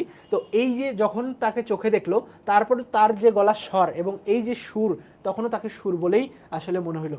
মায়ের মুখের দিকে চাহিলাম, দেখিলাম তার চোখে পলক পড়তেছে না। তার মায়ের দিকে তাকাইছে, মা একদম হচ্ছে মুগ্ধ হয়ে গেছে যে এত সুন্দর একটা মেয়ে, তার যে চোখের পলক ফেলবে সে পলকটাও ফেলছে না, কারণ পলক ফেললেই যদি আবার ধরো তোমার ইয়া হয়ে যায়, মানে দেখার যে ইয়া হয়ে যায় সেটা। তো দেখো, দেখিলাম তার চোখে পলক পড়তেছে না। মেয়েটির বয়স 16 কি 17 হবে, অর্থাৎ মেয়েটার বয়স 16 কিংবা 17 হইতে পারে, খুব বড় জোর। কিন্তু নবযৌবন ইহার দেহে মনে কোথাও যেন একটুকু ভার চাপাইয়া দেয় নাই। ইহার গতি সহজ, দীপ্তি নির্মল এবং সৌন্দর্যের সুচিতা অপূর্ব। গতি সহজ বলতে কি বোঝায়, মানে চলাফেরা সব, অর্থাৎ তার যে 16-17 বছর বয়স হয়ে গেছে। আগে তো বয়সকে খুব প্রায়োরিটি দেওয়া হতো, ধরো মেয়েদের বিয়ে হইতো কত 8 থেকে 10 বছরেই বিয়ে হয়ে যেত। এই যে 8 থেকে 10 বছরে বিয়ে হয়ে যাচ্ছে, কিন্তু কল্যাণীর বয়স তো অনেক বেশি ছিল, 16 কিংবা 17। কিন্তু 16-17 বছরের মেয়ের মধ্যে যে চলাফেরার ধরন, সেই চলাফেরার ধরনটা কিন্তু আসলে ছিল না। তো ইহার গতি সহজ, অর্থাৎ চলাফেরা খুবই সহজ। দীপ্তি নির্মল, দীপ্তি বলতে দেহের যে উজ্জ্বল খুবই সুন্দর এবং সৌন্দর্যের সুচিতা অপূর্ব এবং দেখতেও প্রচণ্ড সুন্দর। ইহার কোনো জায়গায় কিছু জরিমা নেই, অর্থাৎ এর কোনো কিছুতেই কোনো ধরনের জড়তা নেই, এই কথাটাই এখানে বলেছে। আমি দেখতেছি, বিস্তারিত করিয়া কিছু বলা আমার পক্ষে অসম্ভব। অর্থাৎ আমি দেখতেছি কিন্তু কোনো কিছুই তোমার হচ্ছে ইন ডিটেলস আমার পক্ষে বলা সম্ভব নয়। এমনকি সে কি রঙের কাপড় কেমন করিয়া পরিয়াছিল তাহাও ঠিক করে বলিতে পারবো না। অর্থাৎ সে সেই সুরটা শুনে এমনভাবে মুখের দিকে তাকিয়েছিল, তার যে সে কি পড়েছিল, সে কি করতেছিল, এই দিকে তার আর কোনো ধরনের চিন্তা ভাবনা ছিল না, সে ওই দিকেই মুগ্ধ ছিল। এটা খুব সত্য যে তার বেশভূষায় এমন কিছুই ছিল না যেটা তাহাকে ছাড়িয়া বিশেষ করিয়া চোখ পড়িতে পারে। অর্থাৎ মানে তার যে অন্যান্য পোশাক আশাক, এইটাতে এমন বিশেষ কিছু ছিল না, অর্থাৎ পোশাক খুব সাধারণ ছিল, যে তার মুখ বাদে তার পোশাক আশাক দেখতে হবে, তার জুতা দেখতে হবে বা তার চালচলন দেখতে হবে। অর্থাৎ সে এত সুন্দর ছিল, কিন্তু তার আশেপাশের জিনিসগুলা তার সৌন্দর্যের থেকেও খুব একটা সুন্দর ছিল না। দ্যাটস ওয়াই তার মুখ বাদে আমাকে অন্য কিছু দেখতে হবে, এমন কোনো একটা চিন্তা ভাবনা ছিল না তার মধ্যে। আচ্ছা, সে নিজের চারিদিকে সকলের চেয়ে অধিক রজনীগন্ধার শুভ্র মঞ্জরির মতো সরল বৃত্তটির উপরে দাঁড়াইয়া যে গাছে ফুটিয়াছে, সে গাছকে সে একবারে অতিক্রম করিয়া উঠিয়াছে। অর্থাৎ এখানে বলছে যে তার আশেপাশে যারা ছিল তাদের মধ্যে সে একটু অন্যরকম ছিল, যার কারণেই অন্যদের থেকে তার উপর চোখ পড়তো। এবং সে চারিদিকে সকলের চেয়ে অধিক রজনীগন্ধা শুভ্র মঞ্জরি, অর্থাৎ সাদা মঞ্জরির মতো সরল বৃত্ত, সরল বৃত্ত মানে উপরের যে বৃত্ত সেইটার উপরে দাঁড়িয়ে ছিল। অর্থাৎ আমরা রজনীগন্ধা যখন দেখি, আশেপাশের বৃত্তগুলো দেখি না, উপরেরটা দেখে মহিমান্বিত হয়, উপরেরটার দিকে মহিমান্বিত হয়, এই কথাটাই এখানে বলেছে। সে যে গাছে ফুটিয়াছে সেই গাছকে সে একবারে অতিক্রম করে আসছে, অর্থাৎ যখন গাছে ফুটছে তখন সে একবারে বেড়ে উঠছে, এই কথাটাই বলছে। সঙ্গে 2-3টি ছোট ছোট মেয়ে ছিল, তাহাদিকে লইয়া তাহার হাসি এবং কথার আর অন্ত ছিল না। অর্থাৎ তাদের সাথে কথাবার্তা বলতেছিল এবং তার যে হাসি, সে হাসির আর অন্ত ছিল না। আমি হাতে একখানা বই লইয়া সেদিকে কান পাতিয়া রয়েছিলাম, অর্থাৎ বই নিয়ে আমি তার দিকে ভান করতেছিলাম, বই এমনি নিয়ে বইয়ের দিকে পড়তেছে না, সে ওই দিকে কান দিছে যে সে কি বলতেছে না বলতেছে, এই কথাগুলাই আসলে বলতেছিলেন। তো সমস্তই ছেলে মানুষদের সঙ্গে ছেলে মানুষই কথা। তার বিশেষত্ব এই যে তাহার মধ্যে বয়সের তফাৎ কিছুমাত্র ছিল না, ছোটদের সঙ্গে সে অনায়াসে এবং আনন্দে ছোট হইয়া গিয়েছিল। অর্থাৎ মানে কথাগুলো এমন ছিল, ছোট বাচ্চাদের কথা, তার যে মনে কোনো কিছু থাকবে সে কোনো কিছু ছিল না, সে একদম ছোটদের সাথে মিশে ছোটদের যে কথাবার্তা সেগুলোতে একদম মগ্ন হয়েছিল। সঙ্গে কতগুলো ছবিওয়ালা ছেলেদের গল্পের বই, তাহারই কোনো একটা বিশেষ গল্প শোনাইবার জন্য মেয়েরা তাকে ধরিয়া পড়লো। অর্থাৎ মানে তার কাছে কিছু ছবিযুক্ত একটা বই ছিল এবং বইয়ের মধ্যে কোন একটা গল্প, এই যে তার ছেলে মেয়ে আশেপাশে যে ছেলে মেয়েগুলো ছিল এই ছেলে মেয়েগুলা তাকে হচ্ছে বলছিল যে এই যেই গল্পটা সেই গল্পটা আমাকে শোনাও। আচ্ছা, এই গল্প নিশ্চয় তারা 20-25 বার শুনিয়েছে, মেয়েদের কেন যে এত আগ্রহ তাহা বুঝলাম। আচ্ছা, এই গল্পটা তারা বারবার শুনছে, 20 থেকে 25 বারের মতো শুনছে, কিন্তু তাদের যে আগ্রহ সেই আগ্রহটা তো বুঝছে কেন, যে এই যে তার কণ্ঠ, সেই কণ্ঠ একবার শুনেই যে সেহেতু পাগল হয়ে গেছে, সেহেতু তারা তার কণ্ঠের জন্য এই গল্পটা শুনে এই যে 20-25 বার যে শুনছে সেটাতে আর বিরক্ত হয় না। কেন বিরক্ত হয় না? সে যে কথা, সেই কথাতে সে মন্ত্রমুগ্ধের মতো সকলকে মাতিয়ে রাখতে পারে, এই গুণটার কারণেই সকলে সেই গল্পটা শুনতে যায়। দেখো, সেই সুধাকণ্ঠে সোনার কাঠিতে সকল কথা যে শোনা হয়ে ওঠে, অর্থাৎ সে মুখ দিয়ে যায় বলে সবকিছু কি হয়ে ওঠে, শোনা হয়ে ওঠে। মেয়েটির সমস্ত শরীর মন যে একবারে প্রাণে ভরা, অর্থাৎ মেয়েটির সমস্ত শরীর মন যে একেবারে প্রাণে ভরা, আর সমস্ত চলায় বলায় স্পর্শে প্রাণ ঠিকরিয়া ওঠে, অর্থাৎ সে যাই বলে যাই করে সব কিছুতেই একটা প্রাণ থাকে, যে সব কিছুতেই এই প্রাণ ঠিকরিয়া উঠছে। যখন তার মুখে গল্প শোনে তখন গল্প নয় তাহাকেই শোনে, অর্থাৎ যখন এখানে এইভাবে বর্ণনা করতেছে যে যখন কোনো কিছু তার মুখ দিয়ে শোনে তখন তারা সেই গল্পটা শোনেন না, তারা তাকেই শুনতেছে, অর্থাৎ কল্যাণীর যে ভাষা সেই কল্যাণীর ভাষায় শুনতেছে, তাহাদের হৃদয়ের উপরে প্রাণের ঝর্ণা পড়িয়ে ওঠে। এবং কল্যাণী যখন কোনো কিছু বর্ণনা করে তখন তাহাদের যে হৃদয়, সেই হৃদয়ের উপর ঝর্ণা থেকে যেভাবে পানি পড়ে ওঠে, ঠিক তাদের হৃদয়ের উপরে ঠিক সেইভাবেই পানি ঝরে ওঠে। তার সেই উদ্ভাসিত প্রাণ আমার সেদিনকার সমস্ত সূর্যকিরণকে সজীব করে তুলল, অর্থাৎ এই যে তার কথা বলা বা তার চিন্তা ভাবনা, সেই সমস্ত কিছু সূর্যের কিরণের মতো আমার মনে হইল। এবং আমাকে যে প্রকৃতি তাহার আকাশ দিয়া বেষ্টন করিয়াছে, সেই তরুণী অক্লান্ত অম্লান প্রাণের বিশ্বব্যাপী বিস্তার, অর্থাৎ এই যে প্রকৃতির মানে তার চারপাশে যে প্রকৃতি তাকে যেভাবে বিস্তার অথবা তাকে ঘিরে রাখছে, এই যে মেয়েটি, সেই মেয়েটি অক্লান্ত এবং অম্লান প্রাণের বিশ্বব্যাপী বিস্তার। পরের স্টেশনে পৌঁছাতেই খবরওয়ালাকে ডাকিয়ে সে খুব খানিকটা চানামুট, এই যে চানা, এই শব্দটা, চানা কোন ধরনের শব্দ? চানা একটা হিন্দি শব্দ, মনে রাখবা, চানা হচ্ছে হিন্দি শব্দ। এবং মজার ব্যাপার, তোমার বাবা চাচা, দাদা দাদি, ফুপা ফুপি, এই সমস্ত শব্দগুলো আছে, এগুলো হিন্দি শব্দ। এগুলো কোন শব্দ? এগুলো হচ্ছে হিন্দি শব্দ। এবং মেয়েদের সঙ্গে মিলিয়া নিতান্ত ছেলে মানুষের মতো করিয়া কলহাস্য করিতে করিতে অসংকোচে খাইতে লাগলো, অর্থাৎ সে এই যে ছেলে মেয়েগুলা ছিল তার সাথে, সেগুলার সাথে তোমার একদম ছোট বাচ্চার মতো হাসে হেসে সেগুলা খাইতে লাগতো, কোনো ধরনের সংকোচ বোধ ছাড়াই। আমার প্রকৃতি যে জাল দিয়ে বেড়া, আমি কেন বেশ সহজে হাসি মুখে মেয়েটির কাছে এই জানা এক মুঠা চাহিয়া লইতে পারলাম না, অর্থাৎ আমার যে চারপাশে তোমার হচ্ছে জাল দিয়ে বেড়া, আমি কোনোভাবেই তার কাছ থেকে এক টুক চানামুট চাহিয়া লইতে পারলাম না, হাত বাড়াইয়া দিয়ে কেন আমার লোভ স্বীকার করতে পারলাম না। সে এইভাবে বলতেছে যে এই যে তখন কেন আমি তার কাছ থেকে এক মুঠ চানামুট নিতে পারলাম না, সেই জিনিসটাকেই বলতেছে। মা ভালো লাগা এবং মন্দ লাগার মধ্যে দোমনা হয়েছিলেন, অর্থাৎ মা ভালো লাগতেছে এবং খারাপ লাগতেছে এইটার মধ্যে দুই টোনা হয়েছিল, অর্থাৎ তার দুই দিকেই মন ছিল, ভালো লাগতেছে না খারাপ লাগতেছে, দোমনা হয়েছিল, দুই দিকে মন যার, আমরা দোমনা অর্থে যেটা প্রকাশ করি। গাড়িতে আমি পুরুষ মানুষ, তবু ইয়ার কিছুমাত্র সংকোচ নাই, অর্থাৎ আমি যে পুরুষ মানুষ এটাতে তার কোনো সংকোচ নাই, কিন্তু মা তার রূপ দেখে এতটাই বিমোহিত, একবার ভালো একবার খারাপ, এইদিকে একবার এইদিকে, অর্থাৎ দুই নৌকাই ব্যালেন্স করতে আছে, এমন লোভীর মতো খাইতেছে, সেটা ঠিক তার পছন্দ হইতেছিল না। অথচ ইহাকে বেহায়া বলিলেও তার ভ্রম হয় নাই, তার মনে হইল এ মেয়ের বয়স হইয়াছে কিন্তু শিক্ষা হয় নাই। মা হঠাৎ কারোর সঙ্গে আলাপ করিতে পারেন না, মানুষের সঙ্গে দূরে দূরে থাকাই তার অভ্যাস, অর্থাৎ ইন্ট্রোভার্ট টাইপের, যে খুব কেউ সামনে আসলো তার সাথে হঠাৎ করে আসলে কথা বলতে পারে না। আমরা আমরা যারা হচ্ছে তোমার একটু ইন্ট্রোভার্ট টাইপের, ধরো যারা ইন্ট্রোভার্ট টাইপের, তারা কি খুব সহজে কেউ সামনে আসলে তার সাথে আসলে কথা বলতে পারে না, ঠিক অনুপমের মাও ঠিক এইরকমই, যে অচেনা অপরিচিত কারোর সাথে খুব সহজেই কথা বলতে পারে না। এই মেয়েটির পরিচয় লইতে তার খুব ইচ্ছা, কিন্তু স্বাভাবিক বাধা কাটিয়ে উঠতে পারছিল না, অর্থাৎ সে মেয়েটার পরিচয় জানার জন্য খুবই আগ্রহী, কিন্তু তার যে এই যে মানে অন্তর্মুখিতা, এই অন্তর্মুখিতার জন্য সে আসলে সেটা বলতে পারছে না। এমন সময় গাড়ি একটা বড় স্টেশনে এসে থামিল, সেই জেনারেল সাহেবদের একদল অনুষঙ্গী এই স্টেশন হইতে উঠিবার উদ্যোগ করিতেছেন, অর্থাৎ ওই যে জেনারেল সাহেব বড় স্টেশনে দেখছিল, যে স্টেশনে অনুপমতা ক্যামেরা রেখে আসিল, সেই স্টেশনেও ওই সাহেবদেরই একদল সঙ্গী তারা এই গাড়িতে ওঠার উদ্যোগ করেছেন। গাড়িতে কোথাও জায়গা নাই, বারবার আমাদের গাড়ির সামনে দিয়া তারা ঘুরিয়ে গেল, অর্থাৎ কোথাও আর জায়গা নাই, তারা বারবার আমাদের সামনেই ঘুরে যাচ্ছে। মা তো ভয়ে আড়ষ্ট, আমিও মনের মধ্যে শান্তি পাইতেছিলাম না, অর্থাৎ মা ভয়ে ভীত হয়ে গেছে, আমিও আর কোথাও শান্তি পাচ্ছিলাম না।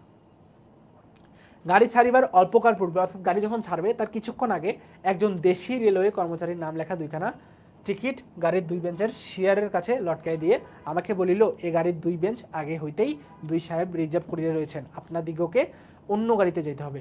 অর্থাৎ এই যে গাড়ি ছাড়ার কিছুক্ষণ আগে দেওয়াল তোমার হচ্ছে দরজার পাশেই একটা পোস্টার টাঙাই দিল, অর্থাৎ ইন্ডিয়া বা ইয়াতে কি হয় ওখানে হচ্ছে তোমার একটা চার্ট দেওয়া থাকে, একটা এই সিট কার এই সিট কার একটা তোমার এরকম চার্ট দেওয়া থাকে, সেইখানেই আসলে লেখা থাকে যে এইটাতে কে যাবেন। তো ওই দরজার কাছেই দরজার উপরেই সে একটা হচ্ছে তালিকা দিল, এইটাতে কি লেখা ছিল রিজার্ভ, অর্থাৎ আগে থেকেই এটা বুকিং দেওয়া ছিল। তো যখন বলল এই গাড়ির 2 বেঞ্চ আগে হইতেই 2 সাহেবের জন্য রিজার্ভ করা আছে, আপনাদেরকে অন্য গাড়িতে যাইতে হবে, অর্থাৎ আমাদেরকে অন্য গাড়িতে যাইতে হবে। কাকে অন্য গাড়িতে যাইতে হবে? এটা হচ্ছে অনুপমদের অন্য গাড়িতে যাইতে হবে। আমি তো তাড়াতাড়ি ব্যস্ত হইয়া দাঁড়াইয়া উঠাইলাম, অর্থাৎ অনুপম তো ওটা শুনে রীতিমতো দাঁড়াই গেছে। মেয়েটি হিন্দিতে হলো, না আমরা গাড়ি ছাড়িব না, অর্থাৎ আমরা এই গাড়ি ছাড়ছি না। সে লোকটি রোগ করিয়া বলিল, না ছাড়িয়া উপায় নাই। রোগ করিয়া বলতে বোঝায় অন্যদিকে দৃষ্টি, অর্থাৎ আমরা ধরো কারোর সাথে যখন পারি না তখন আমরা তো চোখের দিকে তাকাই যাবে না, তখন আমরা না ছাড়িয়ে উপায় নেই, অর্থাৎ কল্যাণের দিকে না তাকায় অন্যদিকে দৃষ্টি নিয়ে সে বললো যে না ছাড়ে কোনো উপায় নাই। কিন্তু মেয়েটির চলিনচ্যুতা আমি ব্যাখ্যা দিয়েছিলাম। এটা দেখো, কোনো কিছু চলাফেরা করা, এই যে আমি যে চলাফেরা করতেছি বা কোনো কিছু চলাফেরা করা, এই জিনিসটাকে যদি আমরা প্রকৃতি প্রত্যয় করি তাহলে এখানে সব সময় যে ধাতু কি, ধাতু হচ্ছে ক্রিয়ামূল, অর্থাৎ ধাতু কি ক্রিয়ামূল, অর্থাৎ চলাফেরা এটা কি ধাতু না, এই যে চলার যে ক্রিয়ামূল সবসময় চল হয়, এবং চলের ধাতু চিহ্ন অবশ্যই যদি প্রকৃতিতে নামমূল হয়, যেমন আমার নাম কি মাহিম, বা কোনো কিছু ধরো দীর্ঘ কি একটা নাম না, এই যে দীর্ঘ এই জিনিসটার সাথে কখনোই তোমার ধাতু চিহ্ন হবে না। যে জিনিসগুলোর সাথে ধাতু চিহ্ন হয় না সেগুলোকে আমরা বলি নামমূল বা শব্দমূল, আর যেগুলোর আগে ধাতু চিহ্ন হয় সেগুলোকে আমরা বলি ধাতু বা ক্রিয়ামূল। তাহলে চল যোগ ইষ্ণুতা, কোনো লক্ষণ না দেখিয়া সে নামিয়ে গিয়ে ইংরেজ স্টেশন মাস্টারকে ডাকিয়ে আনিল, অর্থাৎ সে ইংরেজ স্টেশন মাস্টারকে ডেকে আনলো, বললো যে সে আসি আমাকে বললো আমি দুঃখিত, কিন্তু শুনি আমি কুলি যখনই ডাক ছাড়িতে লাগিলাম। আচ্ছা, একটু আজান হচ্ছে, আজানের জন্য আমরা একটু বিরতি দিই 1 মিনিট। আচ্ছা, আজানটা শেষ হলে আমরা আবার শুরু করছি।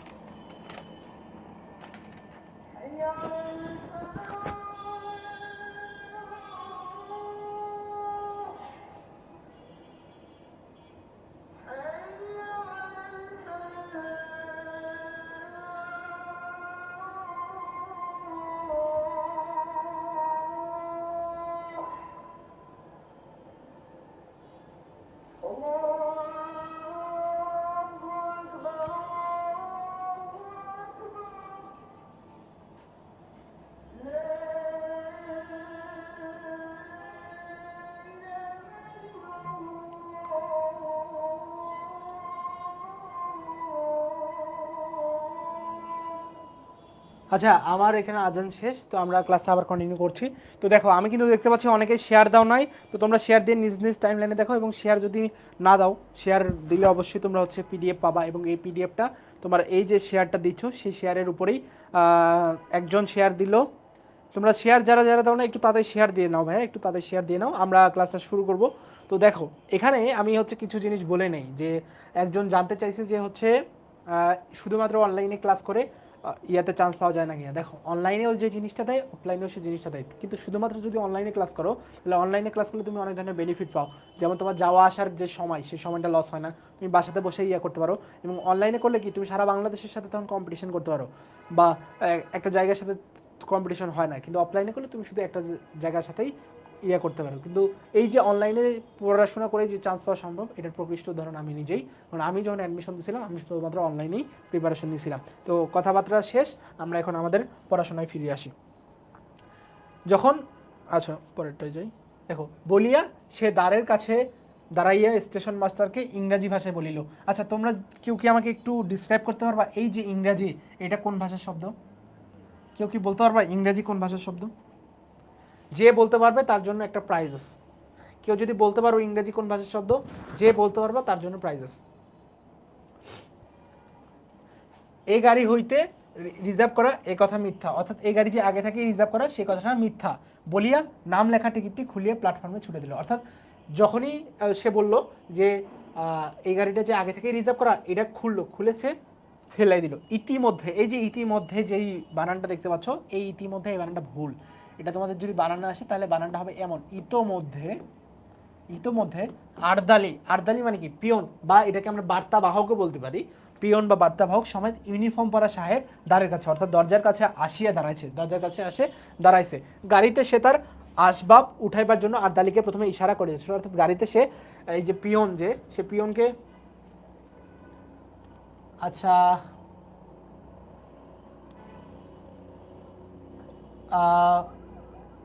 উজ্জ্বল হাসান বলছে ফার্সি, সাদিকা বলছে ফরাসি, বিদেশি, ফার্সি, ফার্সি। আচ্ছা, আমি বলি, ইংরেজি হচ্ছে একটা পর্তুগিজ শব্দ। তোমরা কেউ পারো নাই, ইংরেজি হচ্ছে পর্তুগিজ শব্দ, লিখে দিই, এটা মনে রাখবা, ইংরেজি কিন্তু পর্তুগিজ শব্দ। আচ্ছা, আমি বললাম, বলার পরে তো আনসার দিলে তো হবে না।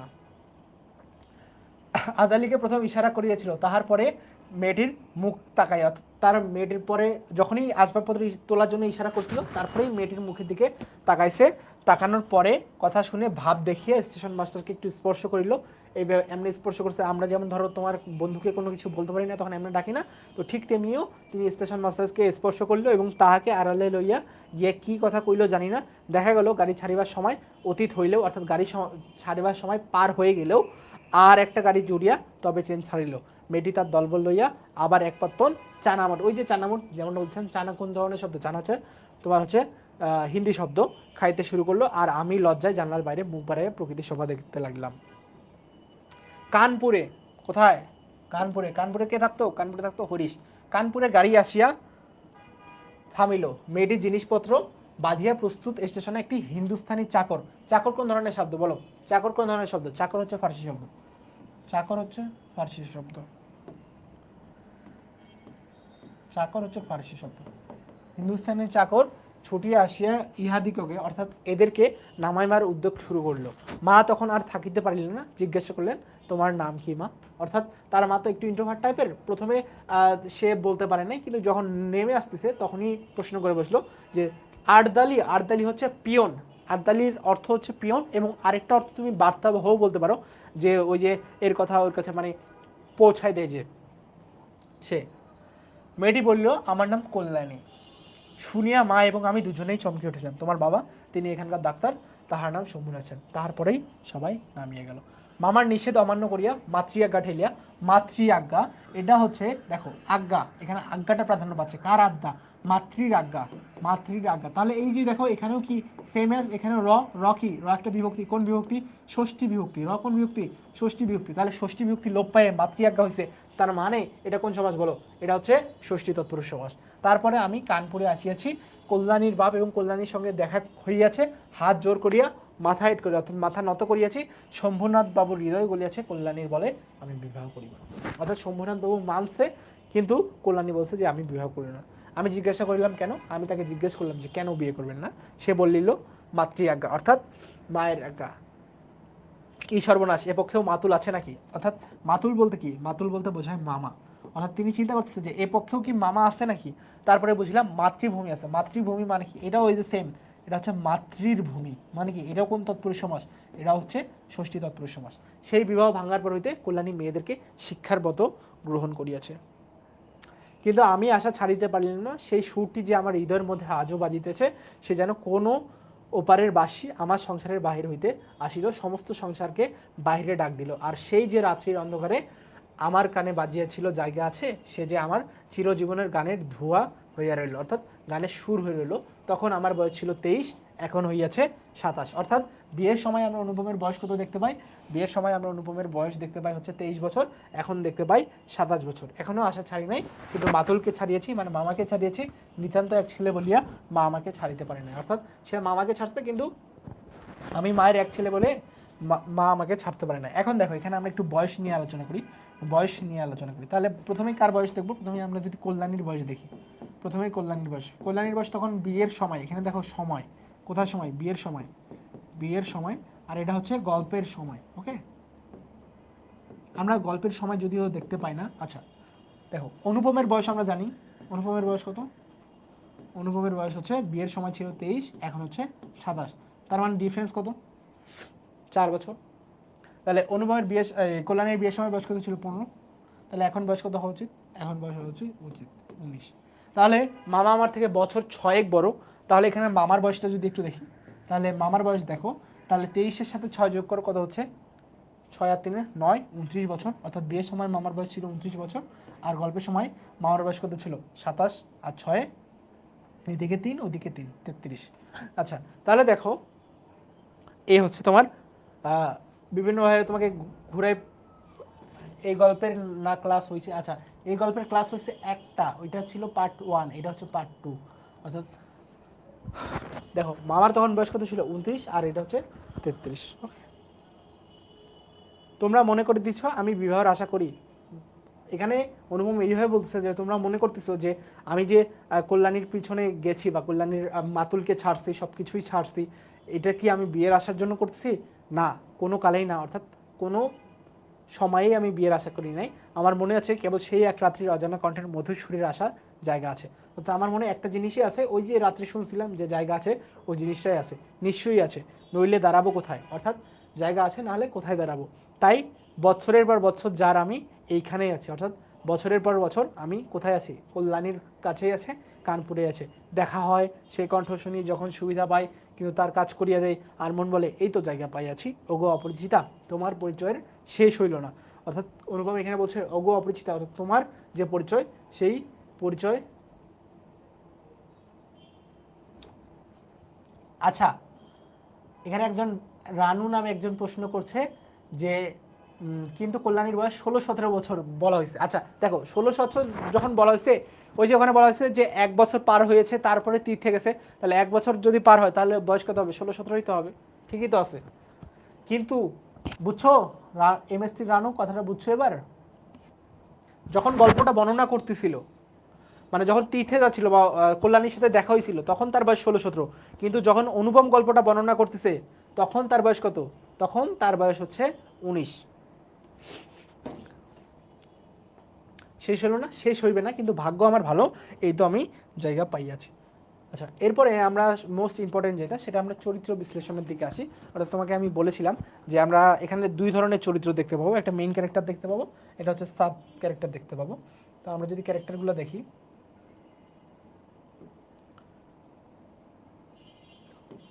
আমরা 2 ধরনের ক্যারেক্টার দেখতে পাবো। প্রথমে একটা ক্যারেক্টার দেখতে পাবো হচ্ছে কল্যাণীর ক্যারেক্টার, মানে নায়ক আর নায়িকা। তারপরে আমরা ক্যারেক্টার দেখতে পাবো হচ্ছে অনুপমের। অনুপমের এখন এই যে কল্যাণী এবং অনুপম, তাহলে কল্যাণী আর অনুপম এদের মধ্যে যদি আমরা ক্যারেক্টার দেখি, তাহলে কল্যাণীর পক্ষে কে কে ছিল, অনুপমের পক্ষে কে কে ছিল, এই জিনিসটাই এখন একটু ইন্টারেস্ট জানবো। দেখো কল্যাণীর পক্ষে ছিল প্রথমে যিনি ছিল, যিনি হচ্ছে শম্ভুনাথ সেন। শম্ভুনাথ সেন। আর কে ছিল, আর ছিল হচ্ছে শম্ভুনাথ সেনের এক হচ্ছে, এটা মেন হয়ে গেছে, এটা বন্ধ। আর হচ্ছে তোমার মিশ কালো, উকিল বন্ধু। উকিল বন্ধু, আচ্ছা। এখানে অনুপমের কে কে ছিল? অনুপমের ছিল মামা, তারপরে ছিল কে? মা, তারপরে ছিল বিনু দাদা, বিনু দাদা, তারপর কে ছিল? তারপর ছিল হরিশ। আচ্ছা আচ্ছা, এরা ছাড়াও আরো কে কে ছিল? আরো কে কে ছিল? আমরা একটু অন্যান্য কিছু চরিত্র দেখি। অন্যান্য কিছু চরিত্র ছিল এখানে। আমরা এখানে যদি অন্যান্য কিছু চরিত্র দেখি, কিছু অন্যান্য চরিত্রের মধ্যে প্রথমেই আমরা পাবো হচ্ছে,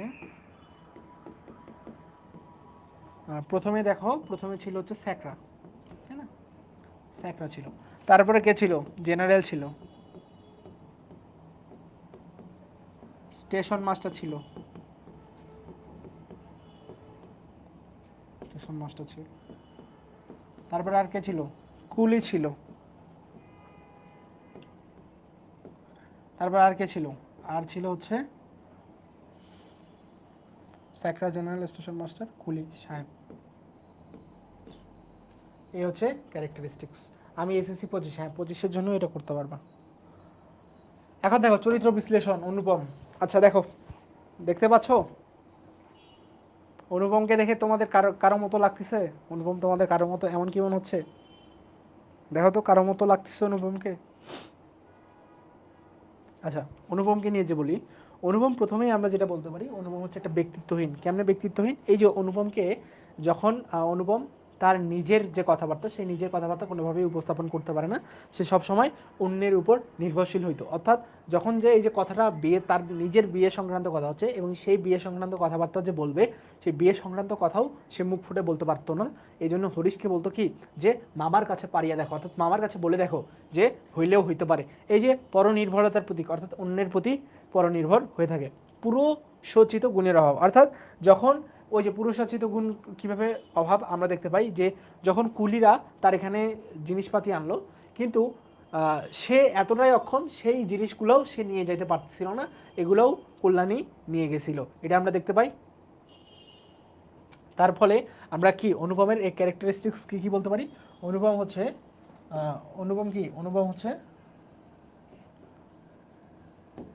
অনুপমকে আমরা তাহলে তিনটা, একটা হচ্ছে ব্যক্তিত্বহীন বলতে পারি, একটা হচ্ছে পরনির্ভরতার প্রতীক বলতে পারি, এবং একটা পুরুষাচিত গুণের অভাব বলতে পারি। তার মানে তোমাদের যখন সৃজনশীল আসবে যে অনুপমের কি কি ক্যারেক্টারিস্টিক্স, তোমরা তখন ব্যক্তিত্বহীন দিবা, তারপরে পরনির্ভরতার প্রতীক দিয়ে বিশ্লেষণ করবা, পুরুষাচিত গুণের অভাব দিয়ে বিশ্লেষণ করবা। দেখো এটা করার একটা নিয়ম আছে।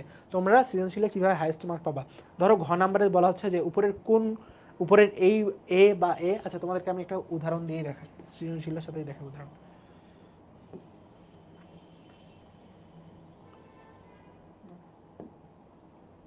ঘ নম্বর এখানে বলছে উদ্দীপকের কবিতাংশের মূল ভাব এবং অপরিচিত গল্পের মূল ভাব যেন একই রূপ ধারণ করে। এখন এইটার সাথে কিন্তু আমাদের মিল নাই। তাহলে দেখো, উদ্দীপকের সোনালী অপরিচিত গল্পের কোন চরিত্রকে ইঙ্গিত করে? এখন এই যে চরিত্রকে ইঙ্গিত করে, এটা কার চরিত্রকে ইঙ্গিত করবে? তোমার হচ্ছে অবশ্যই কল্যাণীর চরিত্রকে ইঙ্গিত করবে। তো কল্যাণীর যে চরিত্র, সেই কল্যাণীর চরিত্রগুলা আমরা যে কল্যাণীর ক্যারেক্টারিস্টিক্স করবো, যে 3টা বা 4টা পয়েন্ট পড়বো, ওই 4টা পয়েন্ট প্রথমে লিখবা। প্রথমে ধরো গতে এইভাবে লিখবা, গতে এইভাবে লিখবা যে কল্যাণীর অপরিচিতার সাথে সোনালী অপরিচিত গল্পের কোন চরিত্রকে ইঙ্গিত করে? কল্যাণীকে ইঙ্গিত করে। এখন কল্যাণীকে যখন ইঙ্গিত করে, কল্যাণীর যে 2 থেকে 3টে 4টা গুণের কথা বলবে, ওই 4টা গুণ দিবা এখানে 1 নম্বরে।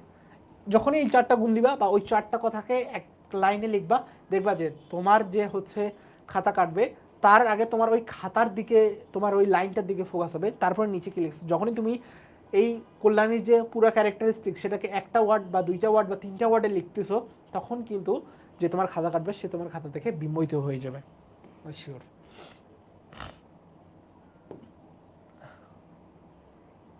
আচ্ছা দেখো, এখানে কল্যাণীর চরিত্র কি কি ছিল? কল্যাণীর চরিত্র ছিল দেখো প্রতিবেদী নারী চরিত্র। তুমি যখন দেখবা যে সোনালীর সাথে কল্যাণীর রিয়া ছিল, তো ওটা যখন লিখবা, তারপর ব্যক্তিত্ববোধ বা মর্যাদা সম্পন্ন নারী, এই জিনিসগুলো লিখবা যখন, তখন দেখবা যে তোমার যে টিচার, উনি আরো ভালোভাবে খাতাটা কাটতেছে। আমরা কোথায় ছিলাম? আমরা ছিলাম অনুপমের ইয়াতে।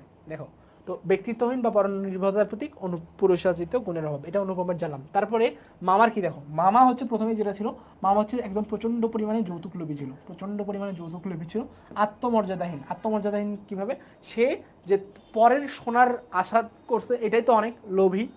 এবং এই যে লোভ, সেই লোভগুলা সে তার যে নিজের মর্যাদা সেটার দিকে কেয়ার করতেছে না, এখন অন্যের যে জিনিসপাতি সেটা আসলে মাপার জন্য আনছে।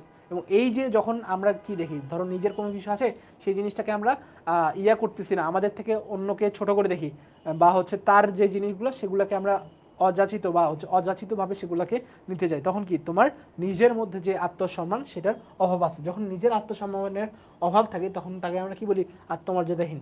অশোভন আচরণ, অশোভন আচরণ কখন দেখতে পাই, ওই যে দেখো শম্ভুনাথ সেন যখন আশীর্বাদ করার জন্য কলকাতায় আসে, তখন কিন্তু শম্ভুনাথ সেনকে সে আগেও দিতে চায় না, ঘর থেকেই শম্ভুনাথ সেনের সাথে দেখা করেই ওখান থেকেই চলে আসে। অর্থাৎ তার তোমার একজন নিকটাত্মীয় হবে বা ভবিষ্যতে তোমার একজন আত্মীয় হবে, তাকে তুমি গেট পর্যন্ত আগায় দাও, সেটা না করে সে কি করছে, সে ওখান থেকেই কথা শেষ করেই চলে আসছে।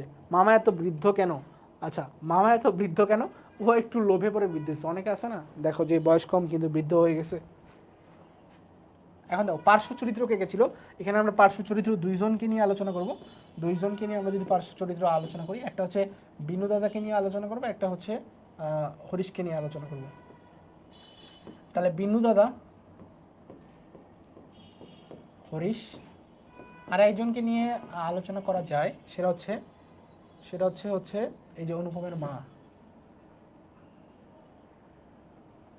অনুপমের মা। তাহলে অনুপমের মা কেমন ছিলেন বলো আমাকে। বিনু দাদার ভাষা অত্যন্ত আর্ট, বিনু দাদার ভাষা অত্যন্ত কি আর্ট, যেটাকে আমরা বলি চমৎকার, তিনি বলেন চলনসই, এবং হচ্ছে তার হচ্ছে রুচি ভালো, এটা আমরা বলতে পারি বিনু দাদার কি রুচি ভালো। হরিশ কি, হরিশ হচ্ছে আসর জমাইতে অদ্বিতীয়, আসর জমাইতে অদ্বিতীয়কে, আসর জমাইতে অদ্বিতীয় হচ্ছে হরিশ। এবং তার কি আরেকটা গুণ আছে কি, সরস, অর্থাৎ কোনো কিছু রস দিয়ে সে বর্ণনা করতে হবে, সরস রসনার গুণ আছে, রস দিয়ে বর্ণনা করতে পারে। অনুপমের মা এককালে গরিব ছিলেন, এনার একটা এককালে গরিব ছিলেন, এককালে গরিব ছিলেন, কিন্তু এখন তিনি কি ধনী হয়ে গেছেন। এরপর আমরা কল্যাণীকে দেখতে পাই, কল্যাণীর কি গতি সহজ ও নির্মল। গতি সহজ বলতে কি বোঝায়, গতি সহজ বলতে চলাফেরা সহজ। প্রতিবাদী নারী চরিত্র, আমরা প্রতিবাদী কিভাবে দেখতে পাই, ওই যে স্টেশনে যখন হচ্ছে তোমার সাহেবরা আসে বলে না যে এটা আগে থেকেই বুক করা, তখন কল্যাণী কি প্রতিবাদ করে, প্রতিবাদ করে বলে কি না এটা আগে থেকে ইয়া করা না, আপনারা কোথাও যাইতে পারবেন না, এইটা হচ্ছে এরাও এখানেই থাকবে। তখন ওই যে সাহেব সে নিরুপায় হয়ে চলে যায়। ব্যক্তিত্ববোধ ও আত্মমর্যাদা সম্পন্ন নারী, কারণ কি আমরা এখানে বুঝতে পারি ওই যে যখন হচ্ছে অনুপম পরের বার আবার তার কাছে যায়, সে তার ব্যক্তিত্ব রক্ষা করে এবং তার যে মর্যাদা সেই মর্যাদাকে অক্ষুণ্ণ রাখে, সে কিন্তু সরাসরি অনুপমকে বিয়ের জন্য না করে দেয়। আচ্ছা, অনুপমে শম্ভুনাথ সেন কি চরিত্র বিশ্লেষণ করলে কি দৃঢ়চেতা, অর্থাৎ সে একটু দৃঢ়চেতা বলতে কি তার যে মনের ভাব, যেমন হচ্ছে কি ওই যে অনুপমকে সে যখন বলে যে তো তুমি এখন হচ্ছে খেয়ে নাও, তো এই কথাটা সে আর কাকে পাত্তা দেয় না, সে হচ্ছে তার মামার কথাকে পাত্তা দেয় না। তারপরে বলে যে হচ্ছে তাহলে তোমরা খেয়ে এখন বেরিয়ে যাও, এই যে তার একটা দৃঢ়চেতা মনোভাব বা তার একটা স্পষ্টম কঠিন যে জিনিস, এইটাকে আমরা হচ্ছে দৃঢ়চেতা বলতে। আত্মসম্মান বোধ বলতে কি, তাকে যখন বলা হয়েছে যে আপনার মেয়ের গায়ে থেকে সমস্ত গয়না খুলে আসুন, তখন তার মনে একটা ধারণা হয়েছে যে আমার মেয়ের গয়না চুরি করব, এমন ধারণা যাদের মধ্যে, তাদের সাথে আমি মেয়েকে বিয়ে দেবো না। এই যে সম্পূর্ণ জিনিসটা তার মান সম্মান বা তার নিজের যে আত্মমর্যাদা সেটাকেই আঘাত করছে, আঘাত করার ফলে তার মেয়ের যে বিবাহ, সেই বিবাহ তার মেয়ে যে লগ্ন ভ্রষ্ট হবে সেই জিনিসটা চিন্তা না করে তাকে সেখান থেকে অনুপমকে ফিরাই দিছে। যার কারণে আমরা বলতে পারি যে শম্ভুনাথ সেনের কি আত্মসম্মান বোধ প্রচণ্ড এবং মানবিক।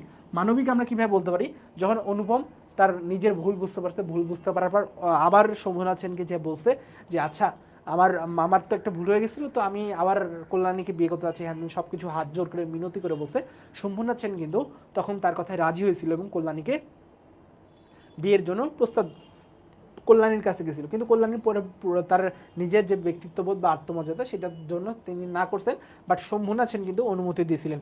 দ্যাটস ওয়াই আমরা শম্ভুনাথ সেনকে কি বলতে পারি, মানবিক বলতে পারি। এরপরে এখানে একজনই চরিত্র আছে, সেই চরিত্রটা আমি যদি বলি সেটা হচ্ছে উকিল বন্ধু। এই যে কল্যাণীর পক্ষে একজনই আছে, সেটা হচ্ছে উকিল বন্ধু। উকিল বন্ধু কি বলছিল? উকিল বন্ধু হচ্ছে করজোরে মিনতি করে সকলকে অভ্যর্থনা দিচ্ছিল। সকলকে অভ্যর্থনা দিচ্ছিল কে? সকলকে অভ্যর্থনা দিচ্ছিল হচ্ছে এই যে শম্ভুনাথ সেনের উকিল বন্ধু, সকলকে অভ্যর্থনা অভ্যর্থনা জানাচ্ছিলেন। আচ্ছা, এখন মূল ভাব কি, অর্থাৎ এখানে মূল ভাবটা কি ফুটে উঠছে? এই যে যৌতুক বা যৌতুকের যে প্রতিক্রিয়া, সেই যৌতুকের প্রতিক্রিয়ায় নারী, এখানে নারী চরিত্রে কল্যাণী এবং পুরুষ চরিত্রে কে? শম্ভুনাথ সেন। এই যে নারী ও পুরুষের যে তোমার সামষ্টিক এই যে যৌতুকের প্রতিবন্ধকতা, সেই প্রতিবন্ধকতা কাটে উঠতে নারী এবং পুরুষের যে পদক্ষেপ, সেই পদক্ষেপটাই এখানে মূল ভাব হিসেবে চলে উঠছে। অর্থাৎ এই যে তৎকালীন সমাজে যৌতুক প্রথা ছিল বা এই যৌতুকের নামে যে অন্যায় অত্যাচার করা হতো বা অবিচার করা হতো, সেই জিনিসটাকেই এখানে তুলে ধরা হয়েছে। অর্থাৎ এই যে যৌতুক প্রথা, সেই যৌতুক প্রথাটাকে বাতিল করা হয়েছে। আচ্ছা, এখানে তোমরা আর কিছু বলছো?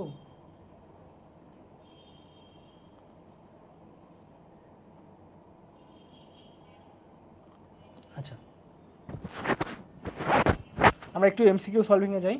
দেখো, অপরিচিতা গল্পে শিগগির চলে আয়, এই গাড়িতে জায়গা আছে, শিশুর বাক্যটি অনুপমের কাছে কেমন বলল? ছড়ার মতো, তানের মতো, নাকি সরলারের মতো, নাকি গানের মতো? বলো, এটা কিসের মতো মনে হয়েছে? এটা হচ্ছে গানের মতো। এটা কি গানের মতো মনে হয়েছে? আচ্ছা, তারপরে দেখো, অনুপমের কাছে চিরকালই সবচেয়ে বড় সত্য কি? সবচেয়ে বড় সত্য হচ্ছে গলার স্বর। ওকে, অনুপমের রেল ভ্রমণকালে দেখা মেয়েটি সুধাকণ্ঠকে কিসের সাথে তুলনা করা হয়েছে? এটা সিলেট বোর্ড 2017-তে আসছিল। এটা হচ্ছে সোনার কাঠি। কিসের কাঠি? সোনার কাঠি। আশা করি আমাকে দেখিয়া তিনি খুশি হয়েছিলেন, বোঝা শক্ত কেন তিনি বড় চুপচাপ। উক্তিটি কোথা থেকে নেওয়া? অবশ্যই অপরিচিত থেকে নেওয়া। অপরিচিত গল্পে অনুপমের অবকাশের সাথে কিসের তুলনা করা হয়েছে? মরুভূমির তুলনা করা হয়েছে। এটা জাবিতা ছিল, অর্থাৎ জাহাঙ্গীরনগর বিশ্ববিদ্যালয় 23-24 সালে।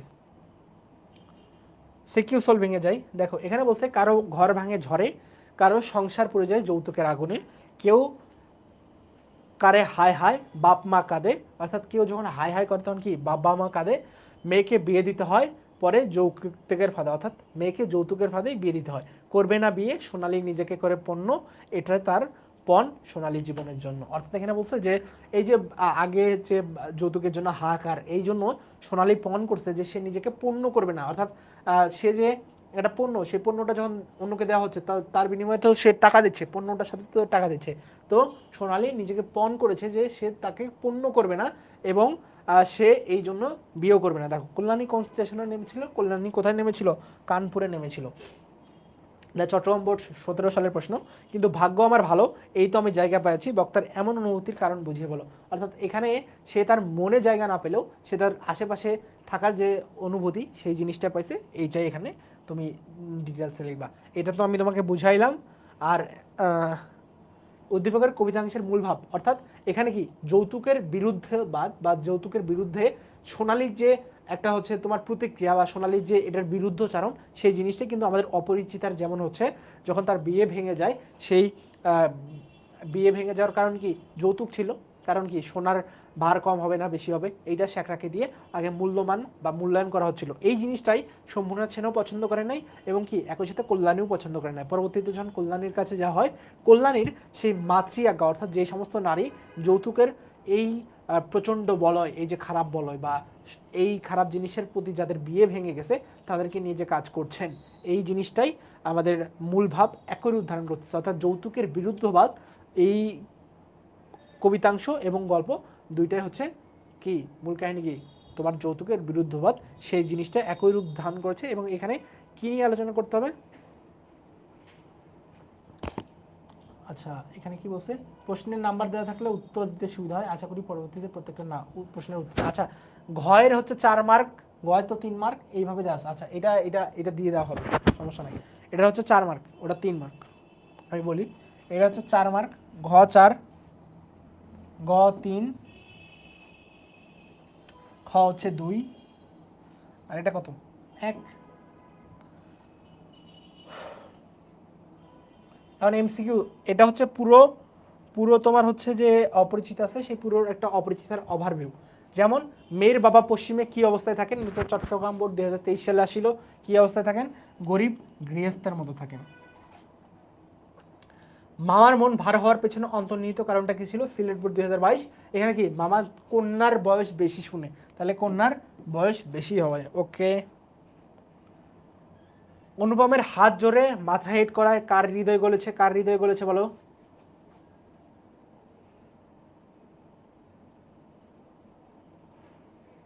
আচ্ছা এখানে অপশন ভুল দেওয়া আছে, এটা হবে শম্ভুনাথ সেন, উত্তর হবে শম্ভুনাথ সেন। এই যে এখানে মনে হয় শম্ভুনাথ সেন দিতে যে মাস্টার দিয়ে ফেলছে। আচ্ছা জায়গা আছে এটি নায়কের জীবনে কি হিসাবে প্রতিবাহিত হয়েছে বলো, কি হিসাবে প্রতিবাহিত হয়েছে।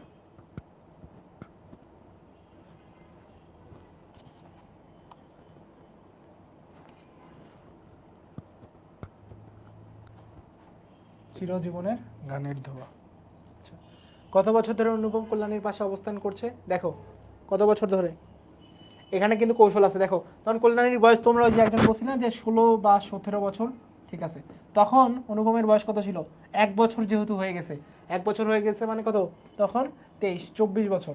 আচ্ছা তখন অনুপমের বয়স কত, 1 বছর পরে তো তীর্থযাত্রায় যায় না, তাহলে তখন অনুপমের বয়স 4 বছর 24 যদি হয়, তাহলে অনুপমের বর্তমানে বয়স কত, 27, তাহলে 27 বছর থেকে 24 বাদ দাও, 7 3, তাহলে কত বছর ধরে, 3 বছর ধরে। এখন সিকিউ সলভিং, এটা মূলত সিকিউ না, এটা ঢাকা বিশ্ববিদ্যালয় খ ইউনিটে 21-22 সালে আসছিল, এবং এখানে যতগুলো প্রশ্ন আসছে, এখানে কয়টা প্রশ্ন আছে, এখানে 5টা প্রশ্ন আছে, এবং 5টা প্রশ্নে 2 মার্ক করেছিল, তাহলে এখানে প্রত্যেক পুরোটাতেই 10 ছিল, অর্থাৎ 5টা প্রশ্নে 2 মার্ক করেছিল, ঠিক আছে।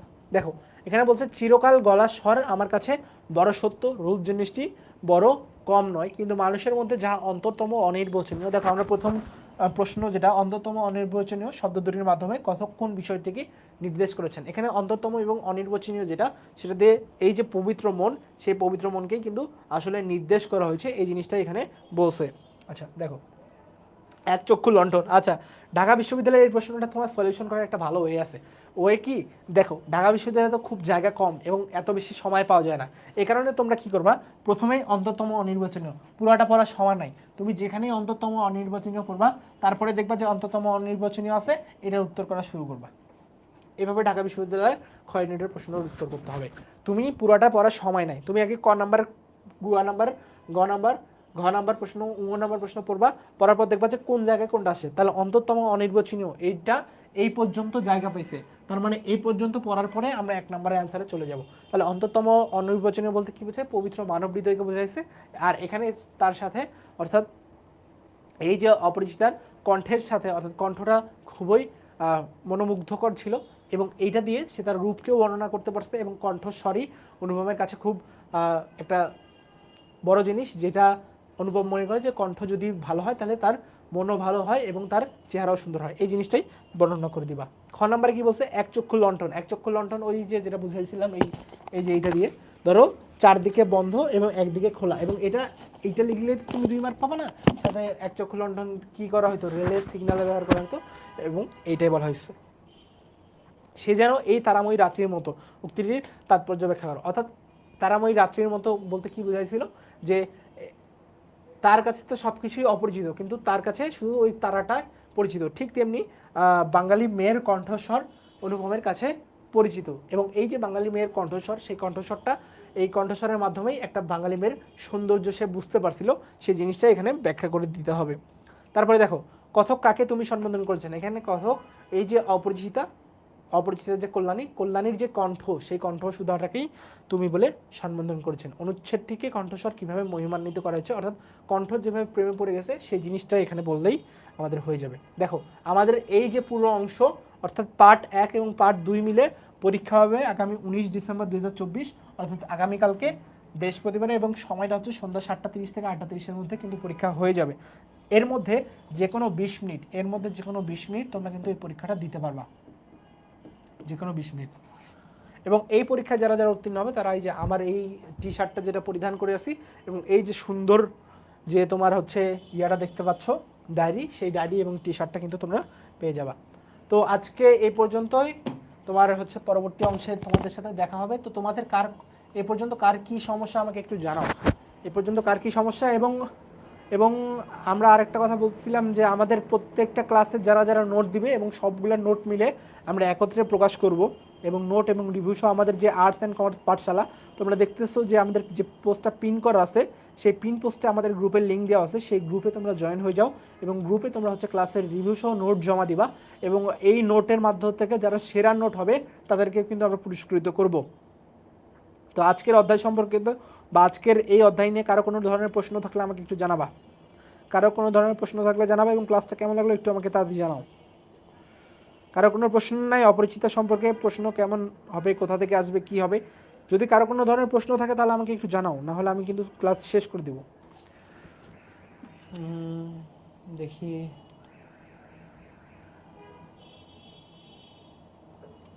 একজন বলছে মোহাম্মদ আল ফিতা বলছে, ফাইত বলছে যে ভাইয়া এক্সাম কি এমসিকিউ অ্যান্ড সিকিউ হবে? না ভাইয়া, শুধু এক্সাম এমসিকিউ হবে। আর কে কি বলছো দেখো। থ্যাংক ইউ ভাইয়া, অল ক্লিয়ার।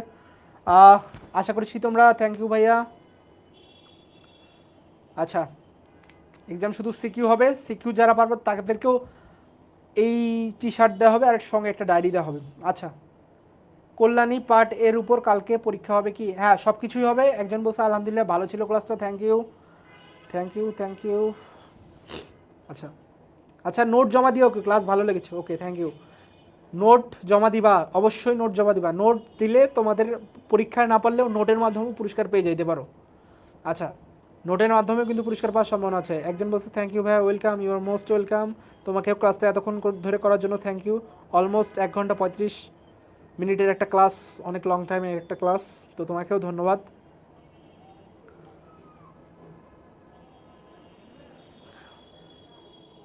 ক্লাসটা অনেক ভালো লাগছে ভাইয়া। সিকিউ এক্সাম হবে? সিকিউ এক্সাম হবে না, বাই দ্য ওয়ে। যে বলছে ক্লাসটা অনেক ভালো হচ্ছে, আচ্ছা তাসনিয়া ইসলাম তাসিন, তোমাকেও ধন্যবাদ ক্লাসটা করার জন্য। সিকিউ এমসিকিউ সহ হবে কি? না, সিকিউ হবে না, আমি আবার বলতেছি, পরীক্ষা হবে, সিকিউ হবে না। পরীক্ষা হবে বাট সিকিউ হবে না। পরীক্ষা জাস্ট এমসিকিউতে, পরীক্ষা জাস্ট এমসিকিউতে। আমরা যত কিছু আলোচনা করব পরীক্ষা জাস্ট এমসিকিউতে, এবং পরীক্ষার পূর্ণমান থাকবে হচ্ছে 20। পরীক্ষা হবে 20 মিনিটে, সরি পরীক্ষা হবে 20 মিনিটে এবং মার্কও থাকবে 20। ওকে, নোট কই, জয়েন কে পুরস্কার দেবেন? আচ্ছা, এই যে দেখো এখানে একটা পিন পোস্ট আছে, পিন পোস্টে নিয়মিত আর্টস অ্যান্ড কমার্সের ক্লাস সমূহ পেতে জয়েন করুন আমাদের গ্রুপে। গ্রুপের লিঙ্ক দেওয়া আছে, এই গ্রুপে তুমি নোট সাবমিট করে দিবা ক্লাসের রিভিউ সহ। ওকে, আর আর কেউ? তাদেরই বলতে হবে ভাইয়া, সমস্যা না থাকলে আমি ক্লাসটা এন্ড করে দিই। থ্যাংক ইউ ভাইয়া, ইউ আর মোস্ট ওয়েলকাম ভাইয়া।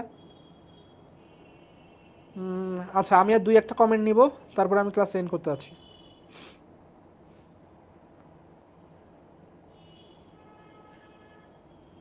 ওকে, থ্যাংক ইউ অল। অ্যান্ড তোমরা, আশা করছি তোমরা সকলের নোট জমা দিবা। এবং আমাদের যে পরবর্তী ক্লাস, কি পরীক্ষা, পরীক্ষা হচ্ছে এই যে এটার উপরেই পরীক্ষা হবে। এখানে একজন বলছে যে ভাইয়া আজকের ক্লাসটা সেরা ছিল, থ্যাংক ইউ ভাইয়া, তোমরাও সেরা, অনেকক্ষণ ধরে তোমরা বসে যাচ্ছ। আচ্ছা ঠিক আছে,